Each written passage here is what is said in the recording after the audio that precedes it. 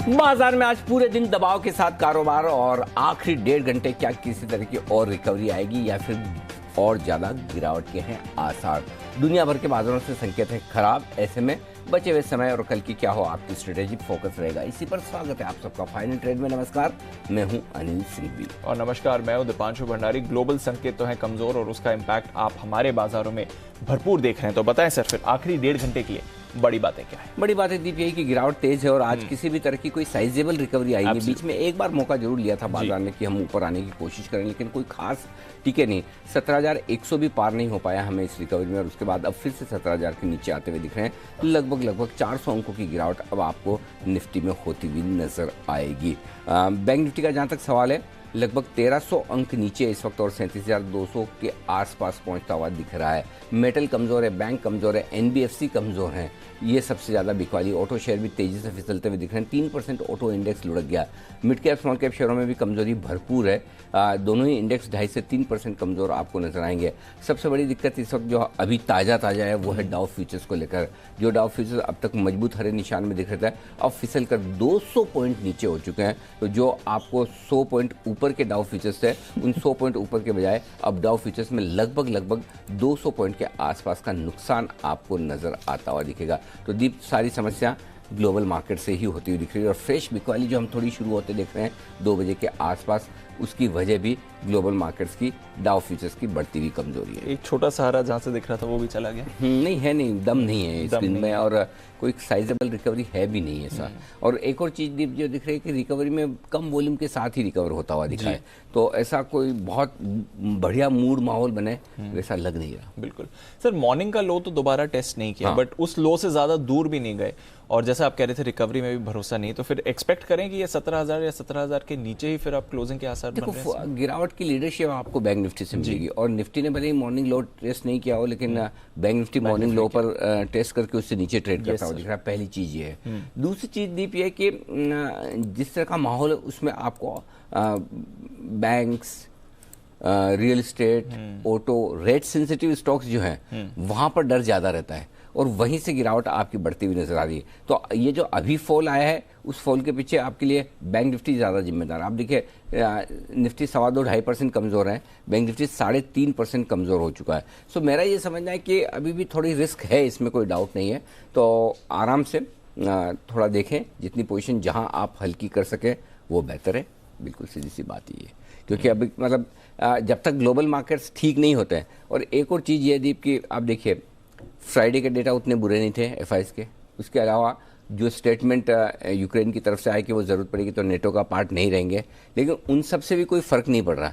न फर्क global markets में पड़ रहा है न डाउ फ्यूचर्स में पड़ रहा है। तो मेरा ये समझना है कि अब हमें जो नज़र रखनी चाहिए वो 17,835 17,865 की रेंज पर रखनी चाहिए, जहाँ से हमने पिछला वापस से एक बार उछाल देखा था। माफ़ कीजिए, 16,835 16,865 की नज़र रखनी चाहिए, जहाँ से हम 17,800 तक पहुँचे थे। तो आई थिंक 16,800 16,900 की रेंज में ब्रॉडली आप ये कह सकते हैं कहीं की सपोर्ट लेने की कोशिश करेगा निफ्टी के लिए, और वो आखिरी सपोर्ट है। उसके नीचे तो फिर मामला ख़राब हो जाता है और भी ज़्यादा ख़राब हो जाता है। फिर आप 16,200 16,400 तक जाने का रास्ता खोल सकते हैं, बशर्ते कि 16,800 के नीचे जाकर बंद हो। और जब तक आप 16,800 16,900 की जो ये फाइनल रेंज है सपोर्ट की, उसे होल्ड करते हैं, तब तक आप ऊपर में 17,500 17,600 तक की रिकवरी के लिए खुले हैं। अगर कोई चीज़ अच्छी हो जाए कि समझो दोनों के बीच में झगड़ा वगड़ा ये कम हो जाए, कोई अच्छी खबर आ जाए, या आज डाउ फ्यूचर्स अभी आपको 200 नीचे दिख रहे, पता चले रात को बढ़ गए, वो कुछ ऐसा हो जाए तो फिर आप एक 17,500 17,600 तक की आप ले सकते हैं। तो अभी आपके लिए सबसे इंपॉर्टेंट ये है कि आपको 16,800 के नीचे बंद नहीं होना है। 16,800 ठीक है। तो ये नेक्स्ट इंपॉर्टेंट सपोर्ट आता है बाजार के लिए, जहां पर आपको रखनी है नजर। आइए फिर बता दें आपको आने वाले कुछ दिनों के लिए इंपॉर्टेंट इवेंट्स और साथ ही खबरों वाले शेयर्स भी। देवांशी और कुशल दोनों हैं हमारे साथ तैयार। कुशल, गुड आफ्टरनून, बताएं कौन से ट्रिगर्स पर नजर? Good afternoon Deepanshu. आप देखिए कैश माफ कीजिएगा, निफ्टी में सबसे पहले तो कोल इंडिया, आयशर मोटर्स और ग्रासिम के नंबर्स आने बाकी हैं। साथ ही एफएनओ स्पेस से Adani enterprises, Balkrishna industries, Ipca lab के नंबर्स आ ही चुके हैं। मनप्पुरम फाइनेंस और एनबीसीसी के नंबर्स आते हुए दिखेंगे। स्पंदना स्फूर्ति प्रेफरेंशियल शेयर जारी करने पर भी बोर्ड बैठक करेगा नतीजों के साथ ही बालकृष्ण इंडस्ट्रीज, पॉलीप्लेक्स कॉर्पोरेशन और इरकॉन इंटरनेशनल, इस पर नजर रखिए क्योंकि नतीजों के साथ यहाँ पर तीसरे अंतरिम डिविडेंड पर भी विचार किया जाएगा। साथ ही भारत के जनवरी की बाकी जो CPI आंकड़े हैं वो आते हुए दिखेंगे। WPI अभी कुछ घंटे पहले आते हुए नजर आए थे। मंगलवार कल के दिन में कैश स्पेस से क्रिसिल लिमिटेड अपने नंबर्स घोषित करेगी। साथ ही एक्स डेट REC लिमिटेड होता हुआ दिखेगा। अंतरिम डिविडेंड 6 रुपए प्रति शेयर का यहां पर ऐलान किया गया था। साथ ही बुधवार को शैफलर इंडिया के नंबर्स आएंगे और वेदांत फैशंस की लिस्टिंग भी होती हुई दिखेगी। इशू प्राइस 866 रुपए प्रति शेयर तय किया गया था और साइज यह है कुल OFS 3150 करोड़ का करीब है। एक्स डिविडेंड में पावर ग्रिड कॉर्पोरेशन यहां पर 5.5 रुपए प्रति शेयर का अंतरिम डिविडेंड का ऐलान किया गया था, तो ये भी एक्स डिविडेंड ट्रेड करेगा। और ग्लोबल बाजारों से US मार्केट्स के रिटेल सेल्स और साथ ही इंडस्ट्रियल प्रोडक्शन डेटा भी आते हुए नजर आएंगे 16 फरवरी को। तो ये है आपके लिए कुछ इंपॉर्टेंट इवेंट्स, ट्रिगर्स जहां पर रखनी है नजर। देवांशी, गुड आफ्टरनून, बताएं कौन से हैं आज के खबरों वाले शेयर्स? बिल्कुल दीपांशु, आफ्टरनून आज सबसे पहले रिजल्ट्स वाले स्टॉक्स पर नजर कीजिए, जहां पे इप्का लैब्स नंबर्स कमजोर आते हुए दिखे हैं और बिक्री यहां पे लगातार मजबूत थी, लेकिन इसके बावजूद जो मुनाफा है वो कम होता हुआ दिखा है। 265 करोड़ था, वहां से घटकर 197 करोड़ पे आया है। आय भी 1410 करोड़ से बड़ी है, लेकिन एकदम फ्लैट 1430 करोड़ पे आते हुए दिखी। कामकाजी मुनाफा घटा है, 367 करोड़ था, वहां से घटकर 308 करोड़ पे आता हुआ दिखा। और मार्जिन आप देखिए 26% थे पिछले साल, वहां से घटकर 21.5% पे क्लॉक इन किए गए हैं। एपेक्स फ्रोजन दूसरी तरफ बहुत ही मजबूत नंबर्स आए हैं। मुनाफा 2.3 करोड़ था, वहां से बढ़कर 8.5 करोड़ पे आया है। आय भी आप देखिए 156 करोड़ से बड़ी है, 218 करोड़ पे आते हुए दिखी। कामकाजी मुनाफा करीब 11.25 करोड़ थे, वहां से बढ़कर लगभग 18 करोड़ पे आते हुए दिखे और मार्जिन में बढ़ोतरी हुई है। 8.1% के मार्जिन क्लॉक इन किए हैं। फीएम इंडस्ट्रीज जो मुनाफा है वो बड़ा है, 20 करोड़ से बढ़कर 23 करोड़। मुनाफे और आय में भी बढ़त होती हुई दिखी, लेकिन कंपनी का एक जॉइंट वेंचर था एशियन फीएम ऑटोमोटिव्स के साथ, उसको अब कंपनी ने रद्द कर दिया है। Mawana sugars, overall sugar companies के नतीजे बेहद पॉजिटिव। कंपनी घाटे से मुनाफे में आई है। 21 करोड़ के घाटे के कंपैरिजन में 15 करोड़ का मुनाफा कंपनी ने क्लॉक इन किया है। मार्जिन 3.2% से बड़े हैं, 7% पे आते हुए दिखे हैं। शेवियट वीक नंबर्स हैं, मुनाफा कम हुआ है, 23 करोड़ से घटकर करीब 17 करोड़ का। अदानी विल्मर नंबर्स अच्छे आए हैं IPO के बाद। ये पहली तिमाही है जब नंबर्स पोस्ट किए हैं कंपनी ने। मुनाफा 127 करोड़ से बड़ा है, 211 करोड़। और कामकाजी मुनाफा भी बढ़ता हुआ दिखा है, लगभग 315 करोड़ था, वहां से बढ़कर 504 करोड़ पे आया है। और मार्जिन आप देखिए 3% थे, वहां से बढ़कर 3.5% पे आते हुए दिखे हैं। इसके साथ ही एक्सिस बैंक के लिए आज काफी पॉजिटिव खबर आती हुई दिखी थी, जहां पे ब्लूमबर्ग के हवाले से कहा जा रहा है कि सिटी बैंक है जो रिटेल पोर्टफोलियो अब एक्सिस बैंक खरीद सकती है। 250 करोड़ के इसके वैल्यूएशन हो सकते हैं।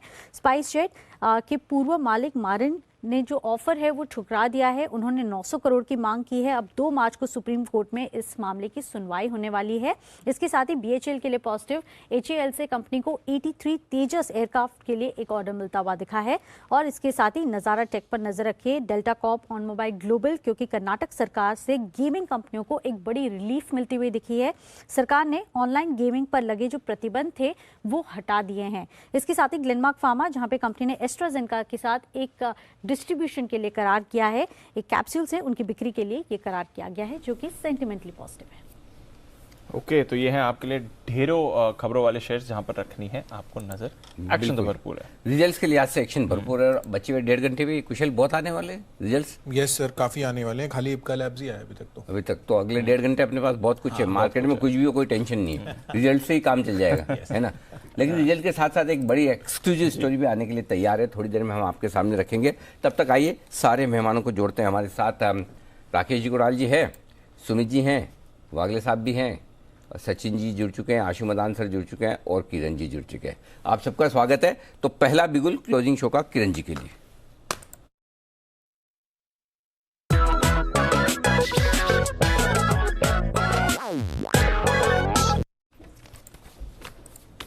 बताएं किरण जी। अनिल जी, वेरी गुड आफ्टरनून। दीप आफ्टरनून। शॉर्ट कॉल है, derivative day option chain data में देख के ये कॉल दे रहा हूँ। पैटर्न ऐसे कोई बड़ी खास देखने को नहीं मिल रहा है, पर जिस तरीके से टाटा स्टील में एक नीचे में ऑप्शन चेन डेटा में अनवाइंडिंग देखने को मिल रही है, और वो भी 1100 और 1060, इतने नीचे के स्ट्राइक प्राइसेस में अनवाइंडिंग है। तो मेरा मानना है कि टाटा स्टील का पुट ऑप्शन लेके चलना चाहिए। 1200 का पुट ऑप्शन जो कि अभी 3750 38 के आसपास मिल रहा है, वो बाय करके चलना चाहिए। आपका स्टॉप लॉस 30 रुपए का होना चाहिए, और टारगेट्स के लिए 60 और 67 2 दिनों में ये टारगेट्स हासिल होते हैं, बिल्कुल देखने को मिलेंगे। बड़ी मुश्किल से आपको कहा गुड आफ्टरनून, आपने तो वेरी गुड आफ्टरनून बोला। ऐसा क्या आपके आफ्टरनून में बहुत वेरी गुड जैसा है किरण जी?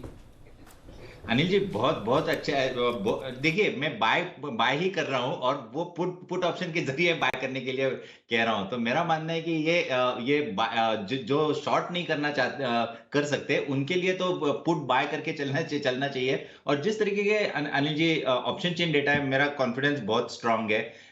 शुक्रवार को भी हमने टाटा पावर की बात की थी, जिस तरीके से वो option chain data pan out हो रहा था, देखिए कि किस तरीके से हम फॉर अदर रीजंस ये स्टॉक नीचे आ गया। पर मेरा मानना है कि जिस तरीके से चार्ट पैटर्न्स है, बिल्कुल स्ट्रांग शॉर्ट कॉल रहेगा। ओके, तो किरण जी है पॉजिटिव खरीदारी करने के मामले में, लेकिन वो सिर्फ खरीदना है पुट, यानी कि मंदी की बनानी है पोजीशन। आइए तो किरण जी की तरफ से आती हुई टाटा स्टील पर इस वक्त पुट ऑप्शन। आइए आशीष सर भी हमारे साथ तैयार है एकदम। आज तो आशीष सर बिल्कुल परफेक्ट प्रॉपर अटायर में, रेड हॉट, और सबसे ज्यादा रेड आशीष सर ही है। एब्सोल्युटली। तो बिल्कुल सर मार्केट के साथ साथ आपका मूड मिजाज और आचार व्यवहार सब बराबर लग रहा है। बताएं सर, पहले तो बाजार पर आपका आउटलुक व्यू क्या लग रहा है? अनिल जी बाजार तो खराब हो ही गया है, इसमें मतलब कोई ऐसा अलग से व्यू नहीं है। और अनिल जी सबसे बड़ी बात है, कोई शॉर्ट कवरिंग नहीं आएगी। जो अगर रिकवरी किसी भी तरह आएगी तो अनिल जी वो सिर्फ और सिर्फ वो जो अगर वो एस्केलेशन में की टेंशन ईज होती है और ओवरनाइट आएगी। लेकिन जो जिस तरह से लगता है ना कि शॉर्ट कवरिंग आएगी, सेकेंड हाफ में आएगी या एक दिन बाद आ जाएगी के लेवल है, तो अनिल जी ये सपोर्ट लेवल जब टूटते हैं तो इसका फिर तो कोई लॉजिक नहीं रहता है। मतलब वो टूटना मतलब कि और ज्यादा अगर रिकवर बिल्कुल भी नहीं होता। और आज भी देखिए अनिल जी जो इंट्राडे रिकवरी थी, उस दिन भी हमने बात की कि पुल बैक बहुत वीक था, आज भी पुल बैक बहुत वीक है। तो अनिल जी इनहेरेंट वीकनेस दिखा रहा है। और मेरा मैक्रो व्यू अनिल जी जो मैं हर महीने हर हफ्ते आपको याद दिलाऊंगा, 2022 बहुत डिफिकल्ट होने वाला है अनिल जी। और जो मदरहुड ऑफ मेरी स्टेटमेंट है, 2020 और 21 का पैसा बचा लीजिए, नहीं तो ये मार्केट यहीं पे लेके चला जाएगा आपका। So having said that Anil ji नीचे का घर तो खुलता जा रहा है। अभी 16,800, 16,500, 16,100, 15,500 तक भी खुल जाता है अगर ये मार्केट नहीं टिकता। लेकिन अब नीचे में अनिल जी जब इस तरह का पैनिक होता है तो हम बात इस तरह की करते हैं और वहां से रिवर्सल हमने कई बार देखा। आज अनिल जी मैं आपको सुन रहा था, आप बोल रहे थे कि नीचे लोअर हाइस बन रहे हैं जो बॉटम के हैं, वो ठीक है। लेकिन अनिल जी जो ऊपर है, सॉरी लोअर हायर लोज बन रहे हैं। लेकिन अनिल जी ऊपर भी तो देखिए ना, लोअर हाइस बन रहे हैं। 18,500 की रिकवरी आई तो वो 18,200, 300 तक गया। फिर 18,200, 300 से जब नीचे आया उसकी रिकवरी आई तो 17,900, जो बजट के अगले दिन 17,800 बना वो गया। तो नीचे लोअर हाइस भी बनते जा रहे हैं। तो ये फिनोमिना कोई बहुत अच्छा नहीं दिख रहा। एक अनिल जी अपडेट है, हमने एक स्प्रेड बनाया था, आपको ध्यान होगा, फ्राइडे को 17,000 से लेकर 18,000 तक सेफ था और 17,000 टूट गया। तो अनिल जी मुझे लगता है कि उस पुट स्प्रेड से निकल जाना चाहिए, या अगर किसी को प्ले करना है तो अनिल जी वो 17,400, 200 को 217,000 में शिफ्ट कर लेना चाहिए। और शिफ्टिंग बहुत इंपॉर्टेंट होती है अनिल जी। देखिए सौदा खराब होगा, जैसे विश्वेश बोलता है कि हमली एक्सेप्ट करना चाहिए। 17,000, 17,050 लगता था नहीं टूटेगा, और अब तो क्लोजिंग बेसिस पे भी लगता है टूट गया। तो मुझे लगता है वो शिफ्ट कर लेना चाहिए, डैमेज कंट्रोल। और अगर किसी को बुक करना है तो बुक भी कर लीजिए, क्योंकि अनिल जी ये टेंशन है, ये पता नहीं कहां तक ले जाके आ सकती है मार्केट को। पर अनिल जी उससे इंपॉर्टेंट चीज ये भी नहीं, अभी क्या होगा कि इंडेक्स में रिकवरी दिख भी जाएगी, लेकिन जो इंडिविजुअल स्टॉक्स में डैमेज हुआ है अनिल जी बहुत, ये बजट वाला है अनिल जी। बजट की एक्सपायरी बहुत ही ज्यादा डेंजरस हो सकती है लॉन्ग्स के लिए, क्योंकि बजट में इतनी ओवरबॉट पोजीशन थी। मतलब ईवी का आप कहीं नाम लो तो अनिल जी वो बच्चा भी लेने आ जाता था, इसमें ईवी है तो ये बाय कर लेते हैं। रियल एस्टेट, हाउसिंग फाइनेंस, ये तो बिल्कुल नो ब्रेनर्स और इजी ट्रेड लगते थे। तो अनिल जी ये तो बहुत बैडली स्टक है। और इसमें मतलब नंबर 1 तो टाटा पावर ही है। मैंने उस दिन डीएलएफ के बारे में भी कहा था, डर लगता है। तो बहुत सारे स्टॉक्स पे Anil ji people are stuck. तो आई डोंट थिंक सो कि कोई इजी एग्जिट मिलेगा। और अगर ग्लोबल मार्केट से कोई पॉजिटिव न्यूज नहीं आती तो अनिल जी मतलब it can become very dirty also our market. बिल्कुल, अगर ग्लोबल मार्केट के साथ ही हम भी खराब में, अगर वहां से कोई अच्छी खबर ना आए, खराब खबर आए तो दिक्कत है। तो बिल्कुल मैंने वो सुबह यही कहा था, हायर लोज बन रहे हैं। हाई साइज पे भी 18,600 का हाई बनाने के बाद दूसरा 18,349 का बना, तीसरा 17,794 का, इस बार का हमने 17,639 का बनाया। करेक्ट। सो हायर लोज भी बन, हायर लोअर हाइज भी बन रहे हैं, लोअर हाइज भी बन रहे हैं। तो पिछले बार हाई के मुकाबले में इस बार का हाई जो कम होता हुआ दिख रहा है। इस बार हम 17,600 के आसपास से ही वापस नीचे आ गए। कुणाल जी भी कुछ कहना चाहते हैं। जी कुणाल जी। अनिल जी देखिए, अभी मैं आप लोगों का वार्तालाप सुन रहा था अनिल जी मुझे ऐसा आभास हुआ है कि ये जो वैलेंटाइन डे है अनिल जी, ये बाजार के लिए शुभ नहीं रहा अनिल जी कभी भी। ऐसा तो अनिल क्यों? जी अगर कुशल के पास या आशीष के पास कुछ वक्त हो तो जरा अनिल जी उनको कहें कि प्रीवियस हिस्ट्री खंगाल करके देखें कि कितने वैलेंटाइन डे पर बाजार गिरा है अनिल जी। जहां तक मुझे याद रहता है अनिल जी कि पिछले 4-5 वैलेंटाइन डे से तो हमेशा वैलेंटाइन डे के दिन बाजार गिरता है। एक तो इससे बात ये प्रूव होती है कि आपका कैरेक्टर तो बहुत ही अच्छा है। वैलेंटाइन डे के दिन भी आपका इन्वेस्टमेंट सारा का सारा मार्केट में ही आता है, दूसरी जगह नहीं जाता। तो कुणाल जी आपने बोला है तो रिसर्च हो जाएगी। वैसे भी हमारे ऐसे मार्केट में हमारे कुशल, अरमान सब लोग फ्री बैठे हैं, एकदम कोई दिक्कत नहीं है। तो वैलेंटाइन डे के दिन की पूरी रिसर्च निकाल के बताएंगे कि क्या मार्केट कैसा रहता है। जी आशु जी। अनिल जी आप ये बिल्कुल गलत बोल रहे हैं। ये कुणाल जी का जो कैरेक्टर है ये बिल्कुल खराब है, जिसकी वजह से मार्केट घटती है कि जो दिन जिस चीज के लिए माना जाता है उसी चीज में इन्वेस्ट करना चाहिए। अगर आप इधर उधर जाएंगे तो दिक्कत होगी। तो अनिल जी ये कुणाल जी गलत रास्ते पे जाते हैं, इसी वजह से करेक्शन आती है। तो आशीष जी नहीं चाहते कि आप उनको गिफ्ट ना दें और कहीं और पैसा लगाए, तो कुणाल जी आपका गिफ्ट पहुंचा दें और आप पहुंचा दें, ये बहुत जरूरी है ताकि आपका गिफ्ट अगर आशीष जी को मिल गया तो साल भर हमारे भी शांति रहेगी। ये सबसे बड़ा आराम है। आइए बढ़ते आगे और एक बड़ी और एक्सक्लूसिव खबर की तरफ फोकस करें। उससे पहले कुछ कॉल्स भी आ रही हैं, एक बार जल्दी से सुमित जी का कॉल ले लिया जाए। सुमित का सुपरहिट।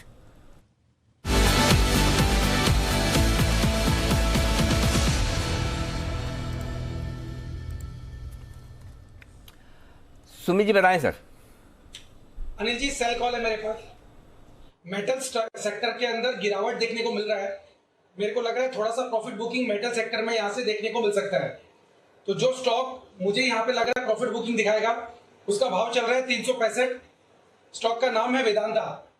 वेदांता के अंदर यहां से थोड़ा सा प्रॉफिट बुकिंग देखने को मिलना चाहिए, जिसके अंदर 355 रुपए से लेकर 350 रुपए तक के लेवल देखने को मिल सकते हैं। स्टॉक के अंदर ऊपर में जो रेजिस्टेंस है 374 375 के पास है, तो 374 के ऊपर का स्टॉप लॉस लगा के बिकवाली करे 355 से 350 के टारगेट्स के लिए। ओके 355 350 तक आने की तैयारी में है नीचे में वेदांता, और यहां पर करें बिकवाली। ये रहा है आपके लिए सुमित जी की 374, ये आपके लिए स्टॉप लॉस का यहां पर है लेवल ऑफ। क्या बात है, टिस्को वेदांता।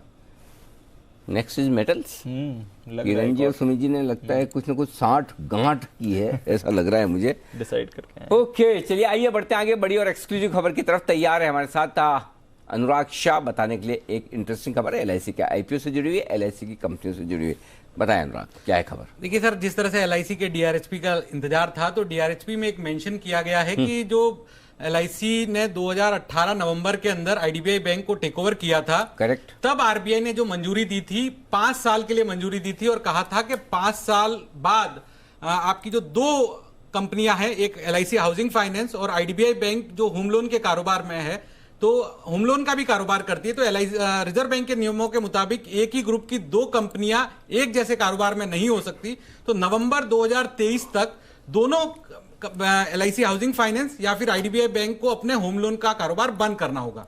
तो एलआईसी हाउसिंग फाइनेंस तो होम लोन में ही है, तो उनकी तरफ से वो कारोबार बंद नहीं हो सकता।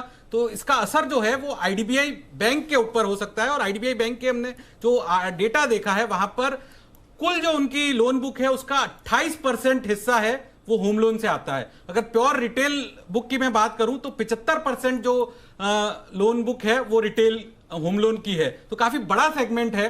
तो यहां पर एक बड़ा असर हो सकता है आईडीबीआई बैंक पे। हालांकि हमने एलआईसी के मैनेजमेंट और आईडीबीआई बैंक के मैनेजमेंट से बात करने की कोशिश की, तो उनका जो कहना है कि अभी वक्त है नवंबर 2023 में और बहुत कुछ हो सकता है। जिस तरह से आईडीबीआई बैंक जो है विनिवेश की लिस्ट में भी है, सरकार अपना हिस्सा बेचने की तैयारी में है, वहां पर अगर एलआईसी का हिस्सा बिक गया तो फिर दिक्कत नहीं आएगी। लेकिन एलआईसी के द्वारा जो वित्त मंत्रालय को कहा गया है कि वो पूरी तरह से आईडीबीआई बैंक से एग्जिट नहीं होना चाहते हैं, वो है आईडीबीआई बैंक में अपना हिस्सा रखना चाहते हैं, क्योंकि बाकी जो भी लाइफ इंश्योरेंस कंपनियां हैं, HDFC life, ICICI pru life, SBI life, इन सभी के पास एक बैंक मौजूद है जो अपने कारोबार को बढ़ाने में काफी मददगार साबित होती है। इसलिए एलआईसी की इच्छा है कि वो आईडीबीआई बैंक को रखे। तो इसके लिए एलआईसी के द्वारा जो प्रस्ताव दिया गया है दीपम को और वित्त मंत्रालय को कि अभी जो हिस्सा है एलआईसी का आईडीबीआई बैंक में 49% तक है, और सरकार का हिस्सा है 46% है, तो जो भी नया निवेशक आएगा वो मैनेजमेंट कंट्रोल के साथ बैंक को लेना चाहेगा, यानी 51% हिस्सेदारी के साथ लेना चाहेगा। तो सरकार अपना अगर 46% हिस्सा बेच रही है तो LIC वहां पे 6-7% हिस्सा देने को तैयार है, तो उसके बाद भी LIC के पास 40% तक हिस्सा रहेगा। तो ये काफी इंटरेस्टिंग होगा आगे देखते हुए कि जिस तरह से DRHP में बताया गया है, रिजर्व बैंक के नियम है, LIC खुद IDBI बैंक को रखना चाहता है, तो और एक बड़ा पोर्टफोलियो है होम लोन का, वो किस तरह से पैन आउट होगा। ओके, तो बड़ा पोर्टफोलियो है IDBI बैंक का होम लोन का, और वो अगर उनको बंद करना पड़े या ट्रांसफर करना पड़े तो फिर मामला होगा मुश्किल। ये इंटरेस्टिंग है। हाँ, तो LIC तो नहीं कर पाएगा। हाँ, अगर LIC हाउसिंग तो नहीं कर पाएगा, पता नहीं फिर ये IDBI बैंक को लेगा कौन। हाँ, वो भी बात। IDBI बैंक का कितना रिटेल का 65% होम, प्योर जो रिटेल लोन है उसका 75% होम लोन कारोबार है, और ओवरऑल बुक की हम बात करें तो उसमें 28% कारोबार जो है वो केवल होम लोन में है। ओके, तो होम लोन बड़ा है, एक पोर्शन है IDBI बैंक के पूरी लोन बुक का। ये है बड़ी खबर आपके लिए। चलिए, इस पर रहेगी नजर, आगे भी जानेंगे क्या कुछ हो सकता है। लेकिन आइए बढ़ते हैं आगे, और कुछ और बेहतरीन पिक्स आपके लिए आने की तैयारी में है BTSTT सचिन जी की तरफ से।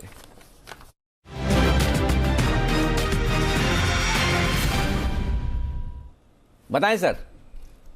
Good afternoon Anil ji, good afternoon Deepanshu. Anil ji, यहाँ पर SRF में एक ब्रेकडाउन नजर आया है, एंड उसी का एक फॉलो थ्रू एक्शन यहाँ पर इंटेंस हो रहा है। तो जिस तरीके से 2400 का लेवल टूटा है, यहाँ पर फ्रेश शॉर्ट पोजीशन बनाने की सलाह होगी। पहला टारगेट या फिर इंट्राडे का टारगेट होगा अराउंड 2335 का, एंड पोजिशनल टारगेट होगा 2300 का। बिकवाली करनी है SRF के फ्यूचर्स में, स्टॉप लॉस लगाना है अभी 2405 आ रही है बिकवाली की कॉल एक एक करके। आप देखिए, सेल कॉल्स हमारे एक्सपर्ट से ज़्यादा आ रही हैं। अभी निफ्टी ने जो डेज लो था उसको टेस्ट भी किया है, तो वहाँ से भी परेशानी बनती हुई दिख रही है, और काफ़ी सारे और सेक्टर्स हैं जहाँ पर आपको वीकनेस बनती हुई दिख रही है। मन्नापुरम के नतीजे अभी आए थे, एक बार जरा चार्ट्स पर वागले साहब से राय ले ली जाए। वागले साहब, मन्नापुरम के चार्ट देखें सर, 3.5% नीचे, कोई इंपॉर्टेंट लेवल्स, डेज लो के करीब स्टॉक। दीपांशु, 150 का इंपॉर्टेंट लेवल ऑलरेडी तोड़ा है, ब्रेक किया है, तो मुझे नहीं लगता उसके ऊपर जाएगा। हाँ, आपको कोई बाउंस मिलता है 147, 148, मे बी 149, वहां पर बेच के चले 151 के स्टॉप लॉस से। मुझे 140 तक के लेवल्स दिखाई देते हैं। तो 140 तक के लेवल्स मन्नापुरम में आपको आते हुए दिख सकते हैं। तो फिलहाल यहां पर एक बड़ी परेशानी हो रही है। मेट्रोपोलिस पर एक बड़ा ब्रेकडाउन आज आया है। सत्य जी, जरा मेट्रोपोलिस का चार्ट देखें। अभी 2000 का लेवल भी तोड़ा था काउंटर ने, 14% नीचे मेट्रोपोलिस दिख रहा है। क्या चल रहा है इस चार्ट में? ये काफी बड़ा डिस्टॉर्शन हुआ था लगभग 3400 के लेवल के आसपास, एंड उसी का ये मूव है। तो यहाँ पर क्लियरली अभी भी रिलीफ नहीं मिल रही है। जिस तरीके से फिलहाल पैटर्न ब्रेकडाउन हुआ है, एक इम्पॉर्टेंट लेवल टूटा हुआ है, तो मुझे लग रहा है यहाँ पर फॉलो थ्रू एक्शन और भी इंटेंस होना ही चाहिए। एंड जिस तरीके से स्ट्रक्चर है, लगभग जब तक एक काफी स्ट्रॉन्ग क्लोजिंग एस्टैब्लिश नहीं होती वापस 2250 के ऊपर, आई थिंक तब तक ये स्टॉक थोड़ा सा बिकवाली के घेराव में ही रहना चाहिए। सो ऑलरेडी ट्रेंड काफी नेगेटिव हो चुकी थी, एक अच्छा कंसोलिडेशन हुआ था 2500 लेवल के आसपास, और वहां से वापस ब्रेकडाउन हुआ है पिछले 2 दिनों में। तो मुझे लग रहा है ये पर्टिकुलर ट्रेंड और भी एक्सटेंड हो सकती है। लगभग 1750 के आसपास के पैटर्न टारगेट यहाँ पर नजर आ रहे हैं, एंड जिस तरीके से स्ट्रक्चर है, मुझे लग रहा है जब तक एक क्लोजिंग एस्टैब्लिश नहीं होती 2250 के ऊपर, तब तक ये पर्टिकुलर वीकनेस चलती रहेगी अगले कुछ दिनों की। बिल्कुल, तो वीकनेस तो यहाँ पर आपको चलती हुई दिख ही सकती है अगले कुछ दिनों के लिए। नजर रखिए, काफी कमजोर इस समय ये काउंटर्स हो रहे हैं। फेडरल बैंक पर भी एक बड़ा ब्रेकडाउन आज आया है। बंसल जी, जरा इसके चार्ट देखें, 6% नीचे है। 100 का लेवल आज फेडरल बैंक ने भी तोड़ा है। अब अगले मूव कहां तक आ सकती है? देखिए दीपांशु, बिल्कुल इसने एक लेवल 100 का लेवल तोड़ा है, और एज ऑफ नाउ अगर हम देखें तो ये 97 इसका एक क्रूशियल लेवल था, उसको भी तोड़ रहा है और उसके 20 पैसे नीचे ट्रेड कर रहा है। तो इन स्तरों पे नजर रखनी चाहिए। अगर 97 के लेवल्स टूट जाते हैं और इसके नीचे की क्लोजिंग आती है तो फर्दर एक डाउन मूव नीचे में खुलता है, तब नीचे में 93, 92.5 तक स्टॉक गिरने का दमखम रखता है। 92 तक ये काउंटर आपको जाते हुए दिख सकता है, जिस तरह से इस पर वीकनेस आपको बनती हुई दिख रही है। बहुत कम जगह है बाजार में जहां पर आपको इस समय सपोर्ट आते दिखाएगा। थोड़ी ONGC में एक खरीदारी आई थी सुबह, अच्छे मूव दिखी थी, अभी भी हल्का पॉजिटिव है। किरण जी, कोई राय ONGC की चाल पर? अब देखिए ONGC भी नेगेटिव टेरिटरी में आ गया, जैसे हम बात कर रहे थे। क्या व्यू है सर? देखिए दीप, ये वेल नोन फैक्ट है कि क्रूड बढ़ रहा है तो ओएनजीसी को फायदा होता है, तो उधर ट्रैप होते नजर आ रहे हैं। आप अगर ऑप्शन चेन डेटा देखते हैं तो 175 में लगभग 2.5 करोड़ शेयर्स राइट किए गए हैं। तो मेरा मानना है कि इसके ऊपर के लेवल्स आपको देखने को नहीं मिलेंगे और लॉन्ग स्ट्रैप हो चुके हैं, उसके वजह से लॉन्ग अनवाइंडिंग की वजह से हम शायद और नीचे जाने की प्रोबेबिलिटी है। मुझे लगता है 165 163 ये एक अच्छा सपोर्ट जोन है, वो टेस्ट होता नजर आएगा, पर अपसाइड कैप्ड है अभी के लिए। कैप है, नतीजे आ गए, नतीजे अच्छे आ गए, 8 गुना प्रॉफिट हो गया। अब क्या, बस कच्चा तेल 95-96 हो गया। अब क्या, अरे भाई अब क्या, इससे ज्यादा क्या जान लोगे। हाँ, फिर भी क्या है, मार्केट में ऐसे होता है, अच्छा शेयर बाद में गिरता है, खराब शेयर पहले गिरता है, गिरते समय गिरते हुए बाजार में, ये क्लियर कट है। लेकिन एक शेयर जो सुमित जी को बहुत पसंद है, क्योंकि सुमित जी के शर्ट की कलर है टोमेटो, और इसलिए शेयर है जोमेटो। ऐसे कुछ आया था ना सुबह एक व्यूअर ने ट्वीट किया। हाँ, तो वो वैसे ही कुछ और भी आए हुए हैं हमारे पास ट्वीट, वो भी हमें बताने हैं, और साथ ही हमें लव मी और हेट मी बताना। तो दोनों में से हम कुछ भी पहले बता सकते हैं कि एक तो इस घंटे का स्टॉक पहले वो बता दें। आई थिंक वही कर लेते हैं सर। चलिए, इस घंटे का स्टॉक है जोमेटो। हमारे साथ जुड़ रहे हैं कुशल और आशीष, बताएंगे आपको लव मी और hate me share.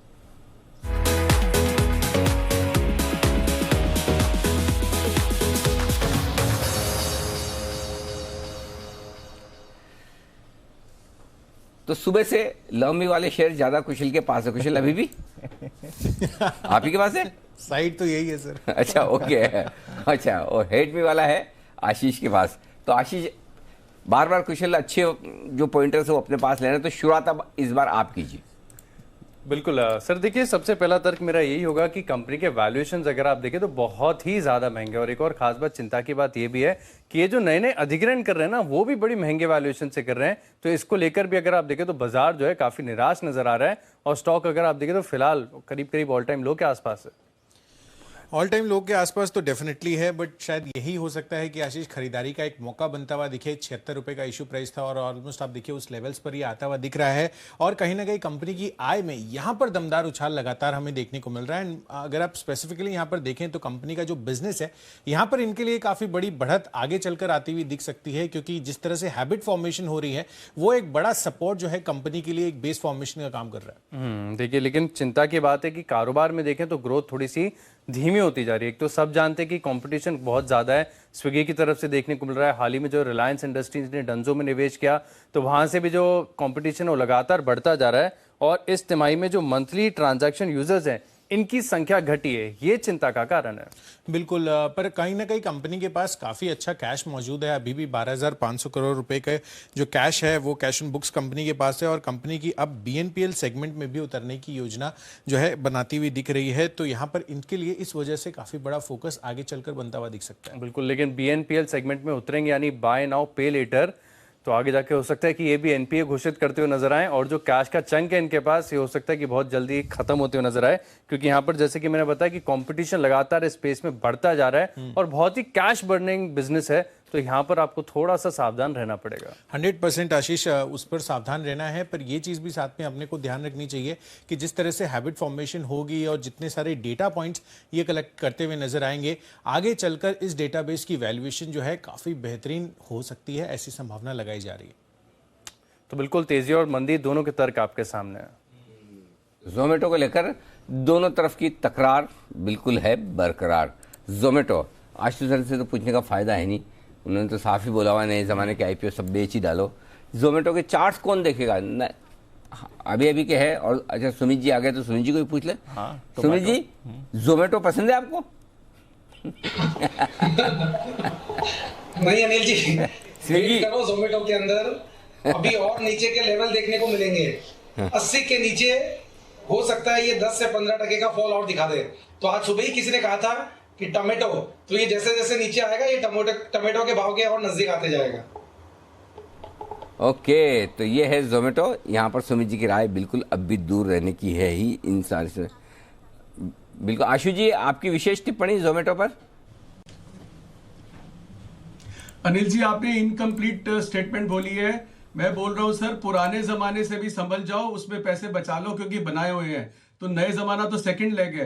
Anil ji पुराना जमाने, नए जमाने, आईपीओ वाले और म्यूचुअल फंड वाले भी मैंने आपको एग्जांपल दिया था। अनिल जी मतलब मैं आपको फिर बता रहा हूं, ये नौकरी, ये डीमार्ट जिनकी वैल्यूएशन जो रिटेल नहीं ले सकता वो म्यूचुअल फंड के थ्रू लिया हुआ है, नया जमाना आईपीओ के थ्रू लिया हुआ है, और पुराना जमाना तो मतलब है ही है।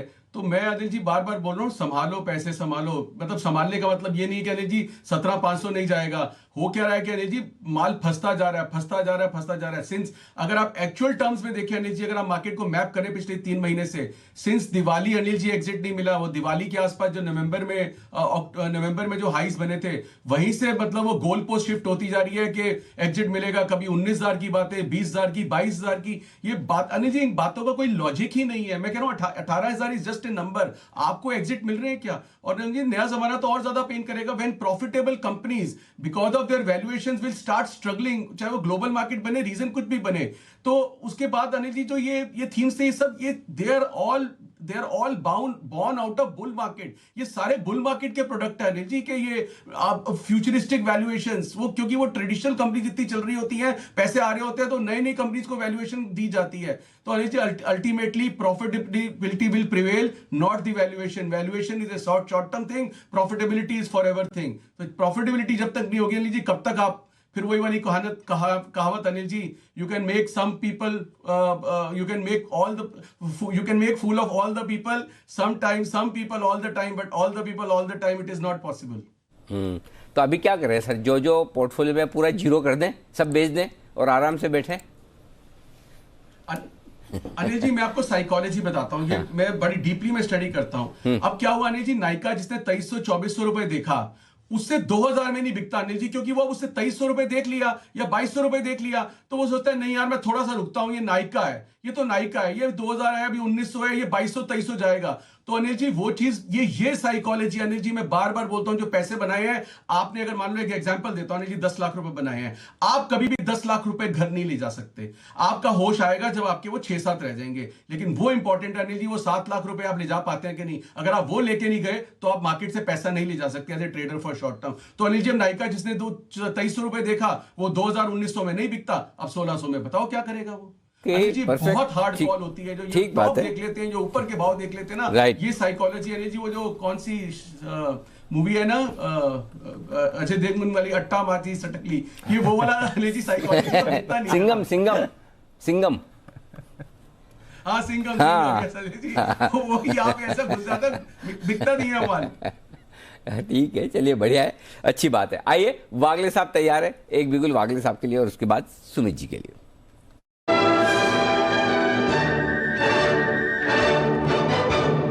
बताएं वागले साहब। अनिल जी ये स्टॉक विश्वेश जी ने सुबह कवर किया था, मुझे अभी पैटर्न बहुत वीक लगता है, लेकिन इसमें रिस्क ये है कि इसका अभी रिजल्ट है। स्टॉक है अडानी एंटरप्राइजेस, 1675 का भाव करंट है। मेरे को यहाँ से लेकर 1690 बाउंस बैक आता है तो बेचना है, 1700 का स्टॉप लॉस होगा। मुझे लगता है अगर रिजल्ट प्ले करना है, ये 1600 तक के भाव आज के दिन या मे बी आज और कल तक के टाइम फ्रेम में 70 रुपए नीचे मिलना चाहिए। ऊपर में रिस्क एक 20-25 रुपए की होगी। पास बेचने की राय दी थी 1740 का स्टॉप लॉस लगाकर, और उनका टारगेट 1675 का दिन का था जो आ गया, और 1640 का दूसरा टारगेट है वो आ जाएगा आपकी वजह से। इस बीच आ गया है रिजल्ट्स बीडीएल का, नहीं पहले से आया, मुझे लगा अभी आया है भारत डायनेमिक्स लिमिटेड, अभी आया है, अभी आया सर, अभी जस्ट आया, 1 मिनट रुकिए, जल्दी अभी आया। भारत डायनेमिक्स लिमिटेड 4 गुना मुनाफा होता हुआ दिख रहा है, आय 2 गुनी होती हुई दिख रही है। 459 करोड़ से आय बढ़कर लगभग दुगुनी 804 करोड़, और मुनाफा यहाँ पर तगड़ा जंप दिखाता हुआ आपको नजर आएगा, 49 करोड़ से बढ़कर 213 करोड़। तो तगड़े आंकड़े आते हुए दिख रहे हैं बीडीएल यानी कि भारत डायनेमिक्स लिमिटेड के। 464 पर है स्टॉक। कुणाल जी चार्ट देखिए। अनिल जी बहुत जबरदस्त चार्ट है, स्टॉक काफी करेक्टेड है, और अब इसमें देखिए आज के बाजार में भी जो ताकत दिखा रहा है, तो डेफिनेटली इसमें और ऊपर के लेवल्स आते हुए दिखेंगे।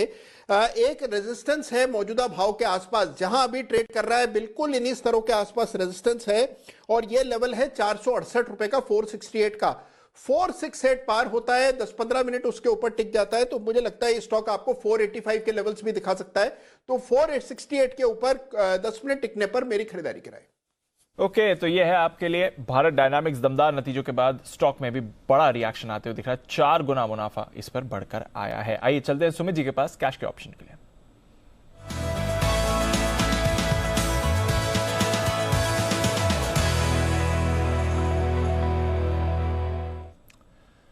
बताएं सुमित जी।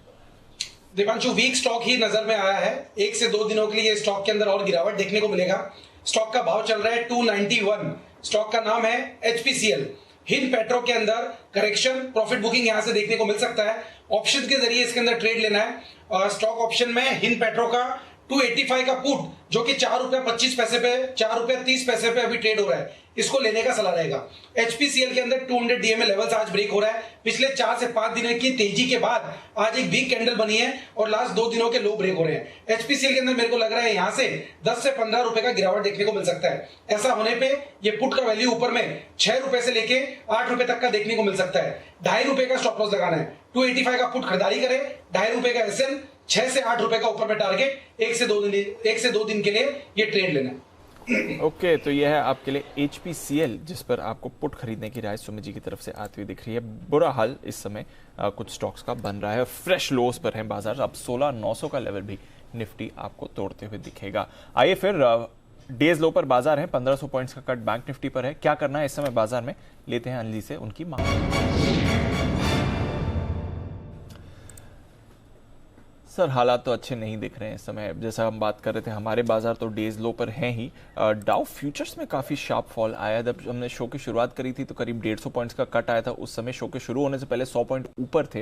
अब देखिए 300 पॉइंट्स नीचे आपको डाउ फ्यूचर्स दिखेंगे, तो बहुत ही बड़ा कट वहां पर आ रहा है।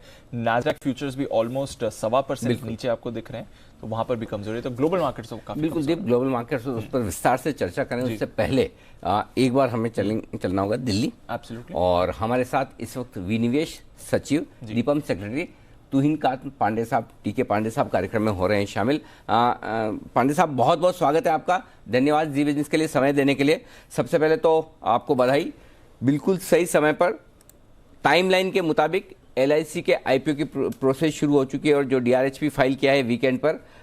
बताएं सर, क्या प्लान है इस वक्त दीपम के LIC के IPO को लेकर? क्या जैसा आपने प्रॉमिस किया है मार्च के पहले IPO मार्केट हिट करेगा सर?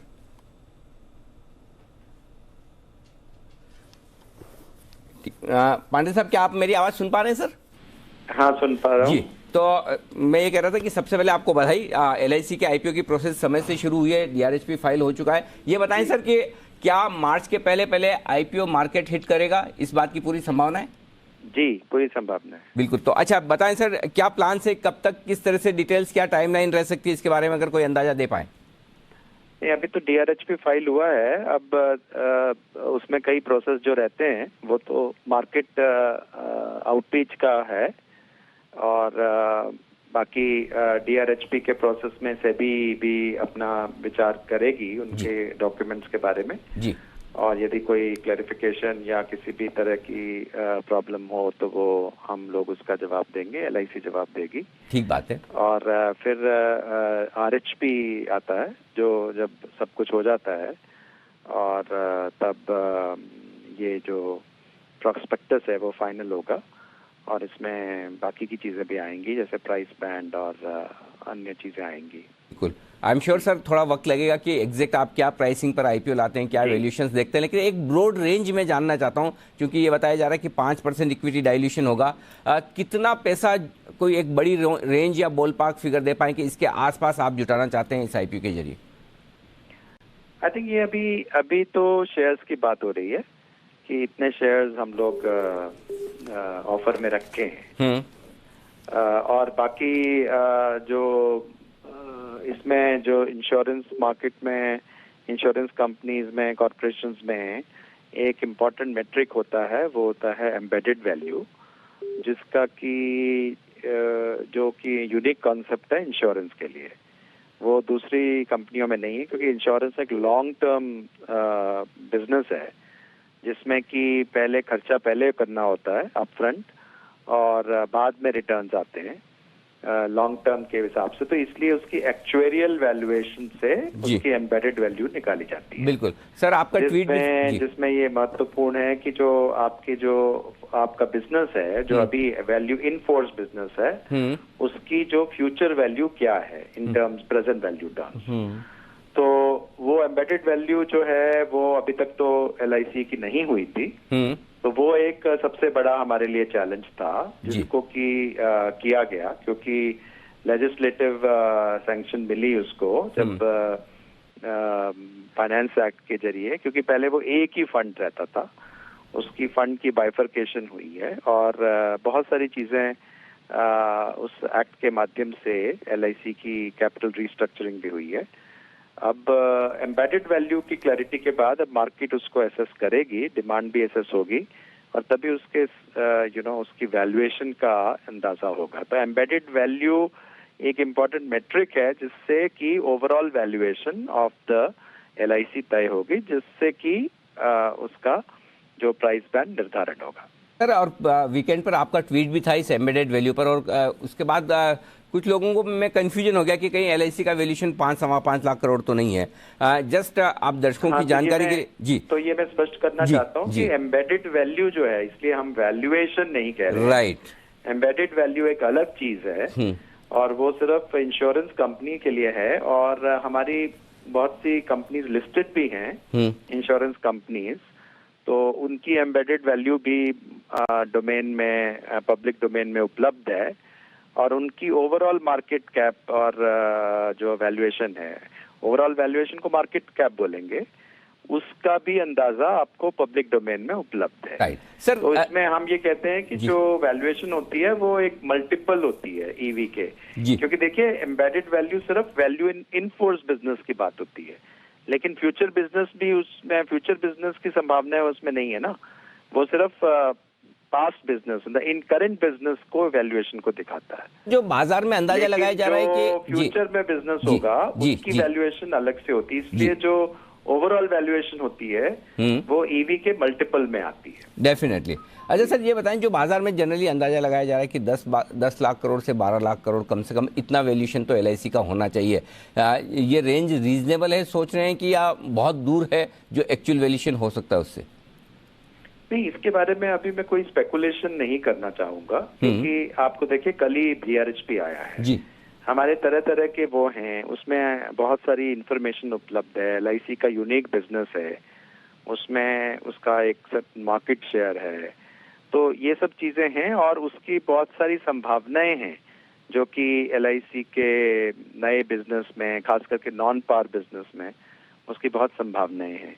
ये सब देखते हुए आई थिंक इन्वेस्टर्स का फीडबैक आएगा, बट मैं इस समय ये कहना मेरे लिए मुश्किल होगा कि इसका जो रेंज में, क्योंकि उसमें बहुत बड़ी रेंज है, तो अल्टीमेटली किस लेवल पे जो हमारा सेटल होता है वो अभी कुछ दिन लगेंगे। ठीक बात है। अच्छा सर, 5% ही क्यों? अंदाजा ये था कि 10% का तो IPO आएगा, आप इतना तो डाइल्यूट करेंगे, लेकिन छोटा IPO लेकर आ रहे हैं, कोई खास वजह या फिर मार्केट का मूड माहौल थोड़ा सा ग्लोबली अभी बिगड़ा हुआ है, उस वजह से IPO की साइज छोटी रख रहे हैं?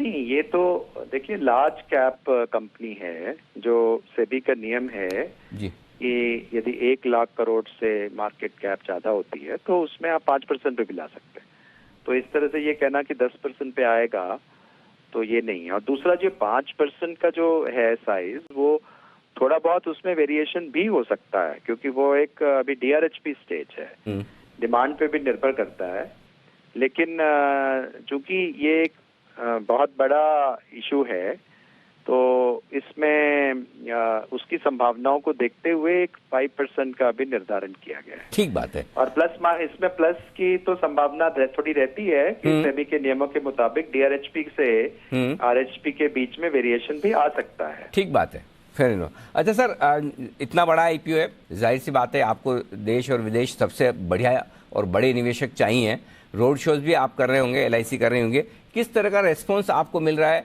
ग्लोबल इन्वेस्टर से, लोकल इन्वेस्टर से, जरा बताएं सर। इसमें तो बहुत अच्छा रिस्पांस मिल रहा है, क्योंकि ये बहुत मच अवेटेड है। मैंने पहले भी कहा है कि काफी प्रतीक्षा है इस IPO की, क्योंकि LIC एक बहुत बड़ी इंश्योरेंस कॉरपोरेशन है और इंडिया जैसी इकोनॉमी में भारत की एक बड़ी अर्थव्यवस्था में उसका एक इंश्योरेंस सेक्टर में एक बहुत बड़ा स्थान है और बहुत प्रूवन केस रिकॉर्ड है। तो ये सारी चीज़ें हैं और मार्केट में हम आए हैं और इसकी जो बहुत देर से ही चर्चा हो रही है और अब ये नंबर्स के साथ एम्बेडेड वैल्यू के नंबर के साथ, क्योंकि वो एक एक्चुअली फैक्टर है जो कि बहुत इम्पोर्टेंट फैक्टर है, उसमें एक्चुअरियल प्रोसेस इन्वॉल्व है। तो काफ़ी नई जानकारी और पूरी डिटेल में जानकारी DRHP के डॉक्यूमेंट के माध्यम से इन्वेस्टर्स तक पहुंचाई गई है। तो मुझे पूरी आशा है कि इसमें सभी कैटेगरी का ऑफ इन्वेस्टर्स के लिए ठीक बात है, इसमें उनको ये आकर्षण रहेगा इन्वेस्टमेंट अपॉर्चुनिटी के लिए। जी पांडे साहब, एक चीज़ के लिए आपको कॉम्प्लीमेंट करना चाहता हूँ, बधाई देना चाहता हूँ। जो हमने पिछले साल 18 फरवरी को हमने एक इशू बड़ा रेज भी किया था कि जब LIC का IPO आए तो रिटेल इन्वेस्टर्स को भरपूर अलॉटमेंट मिले, पॉलिसी होल्डर्स हैं उनके लिए भी कोटा हो और उन्हें डिस्काउंट पर भी दिया जाए। आई एम श्योर आप वैसा करने जा रहे हैं। जरा एक बार बताएं, जो रिटेल इन्वेस्टर्स हैं, जो LIC के पॉलिसी होल्डर्स हैं, उनके लिए क्या खास आप इस IPO में करने जा रहे हैं? एक तो जैसे आपने बताया था कि पॉलिसी होल्डर्स को रिजर्वेशन की बात है, तो वो हमने लेजिस्लेटिव इंटेंट में ही उसमें शामिल किया गया था। ये सब ध्यान में रखते हुए कि बहुत सालों से ये पॉलिसी होल्डर्स के जरिए ये संस्था गढ़ी गई है, तो उनका उसमें भागीदार होना एक तरह से वो उनके उसमें भागीदार विभिन्न ढंग से हो सकते हैं।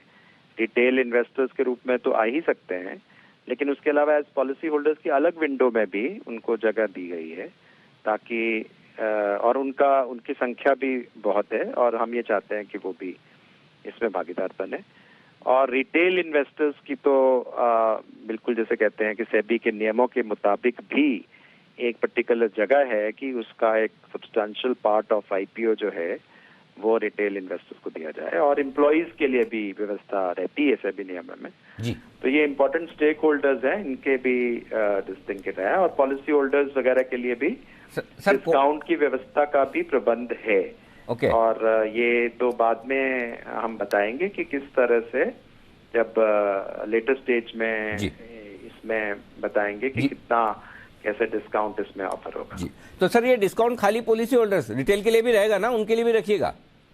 नहीं, ये सब विचार करके हम कह रहे हैं जी, तो वो बातें स्पष्ट हो जाएंगी जी बिल्कुल कि कितना कैसे उसमें डिस्काउंट आएगा। बिल्कुल। अच्छा सर, आखिरी सवाल, LIC तो बिल्कुल ऑन ट्रैक है और जिस तरह का प्रयास चल रहा है दीपम का, सरकार का, LIC की तरफ से भी कि मार्च के पहले IPO हो ही जाएगा, मार्च तक और कोई डाइवेस्टमेंट जो आपको लगता है कि कंप्लीट कर पाएंगे या जिसमें सिग्निफिकेंट प्रोग्रेस हो सकती है और किसी कंपनियों के बारे में जो बताएं सर?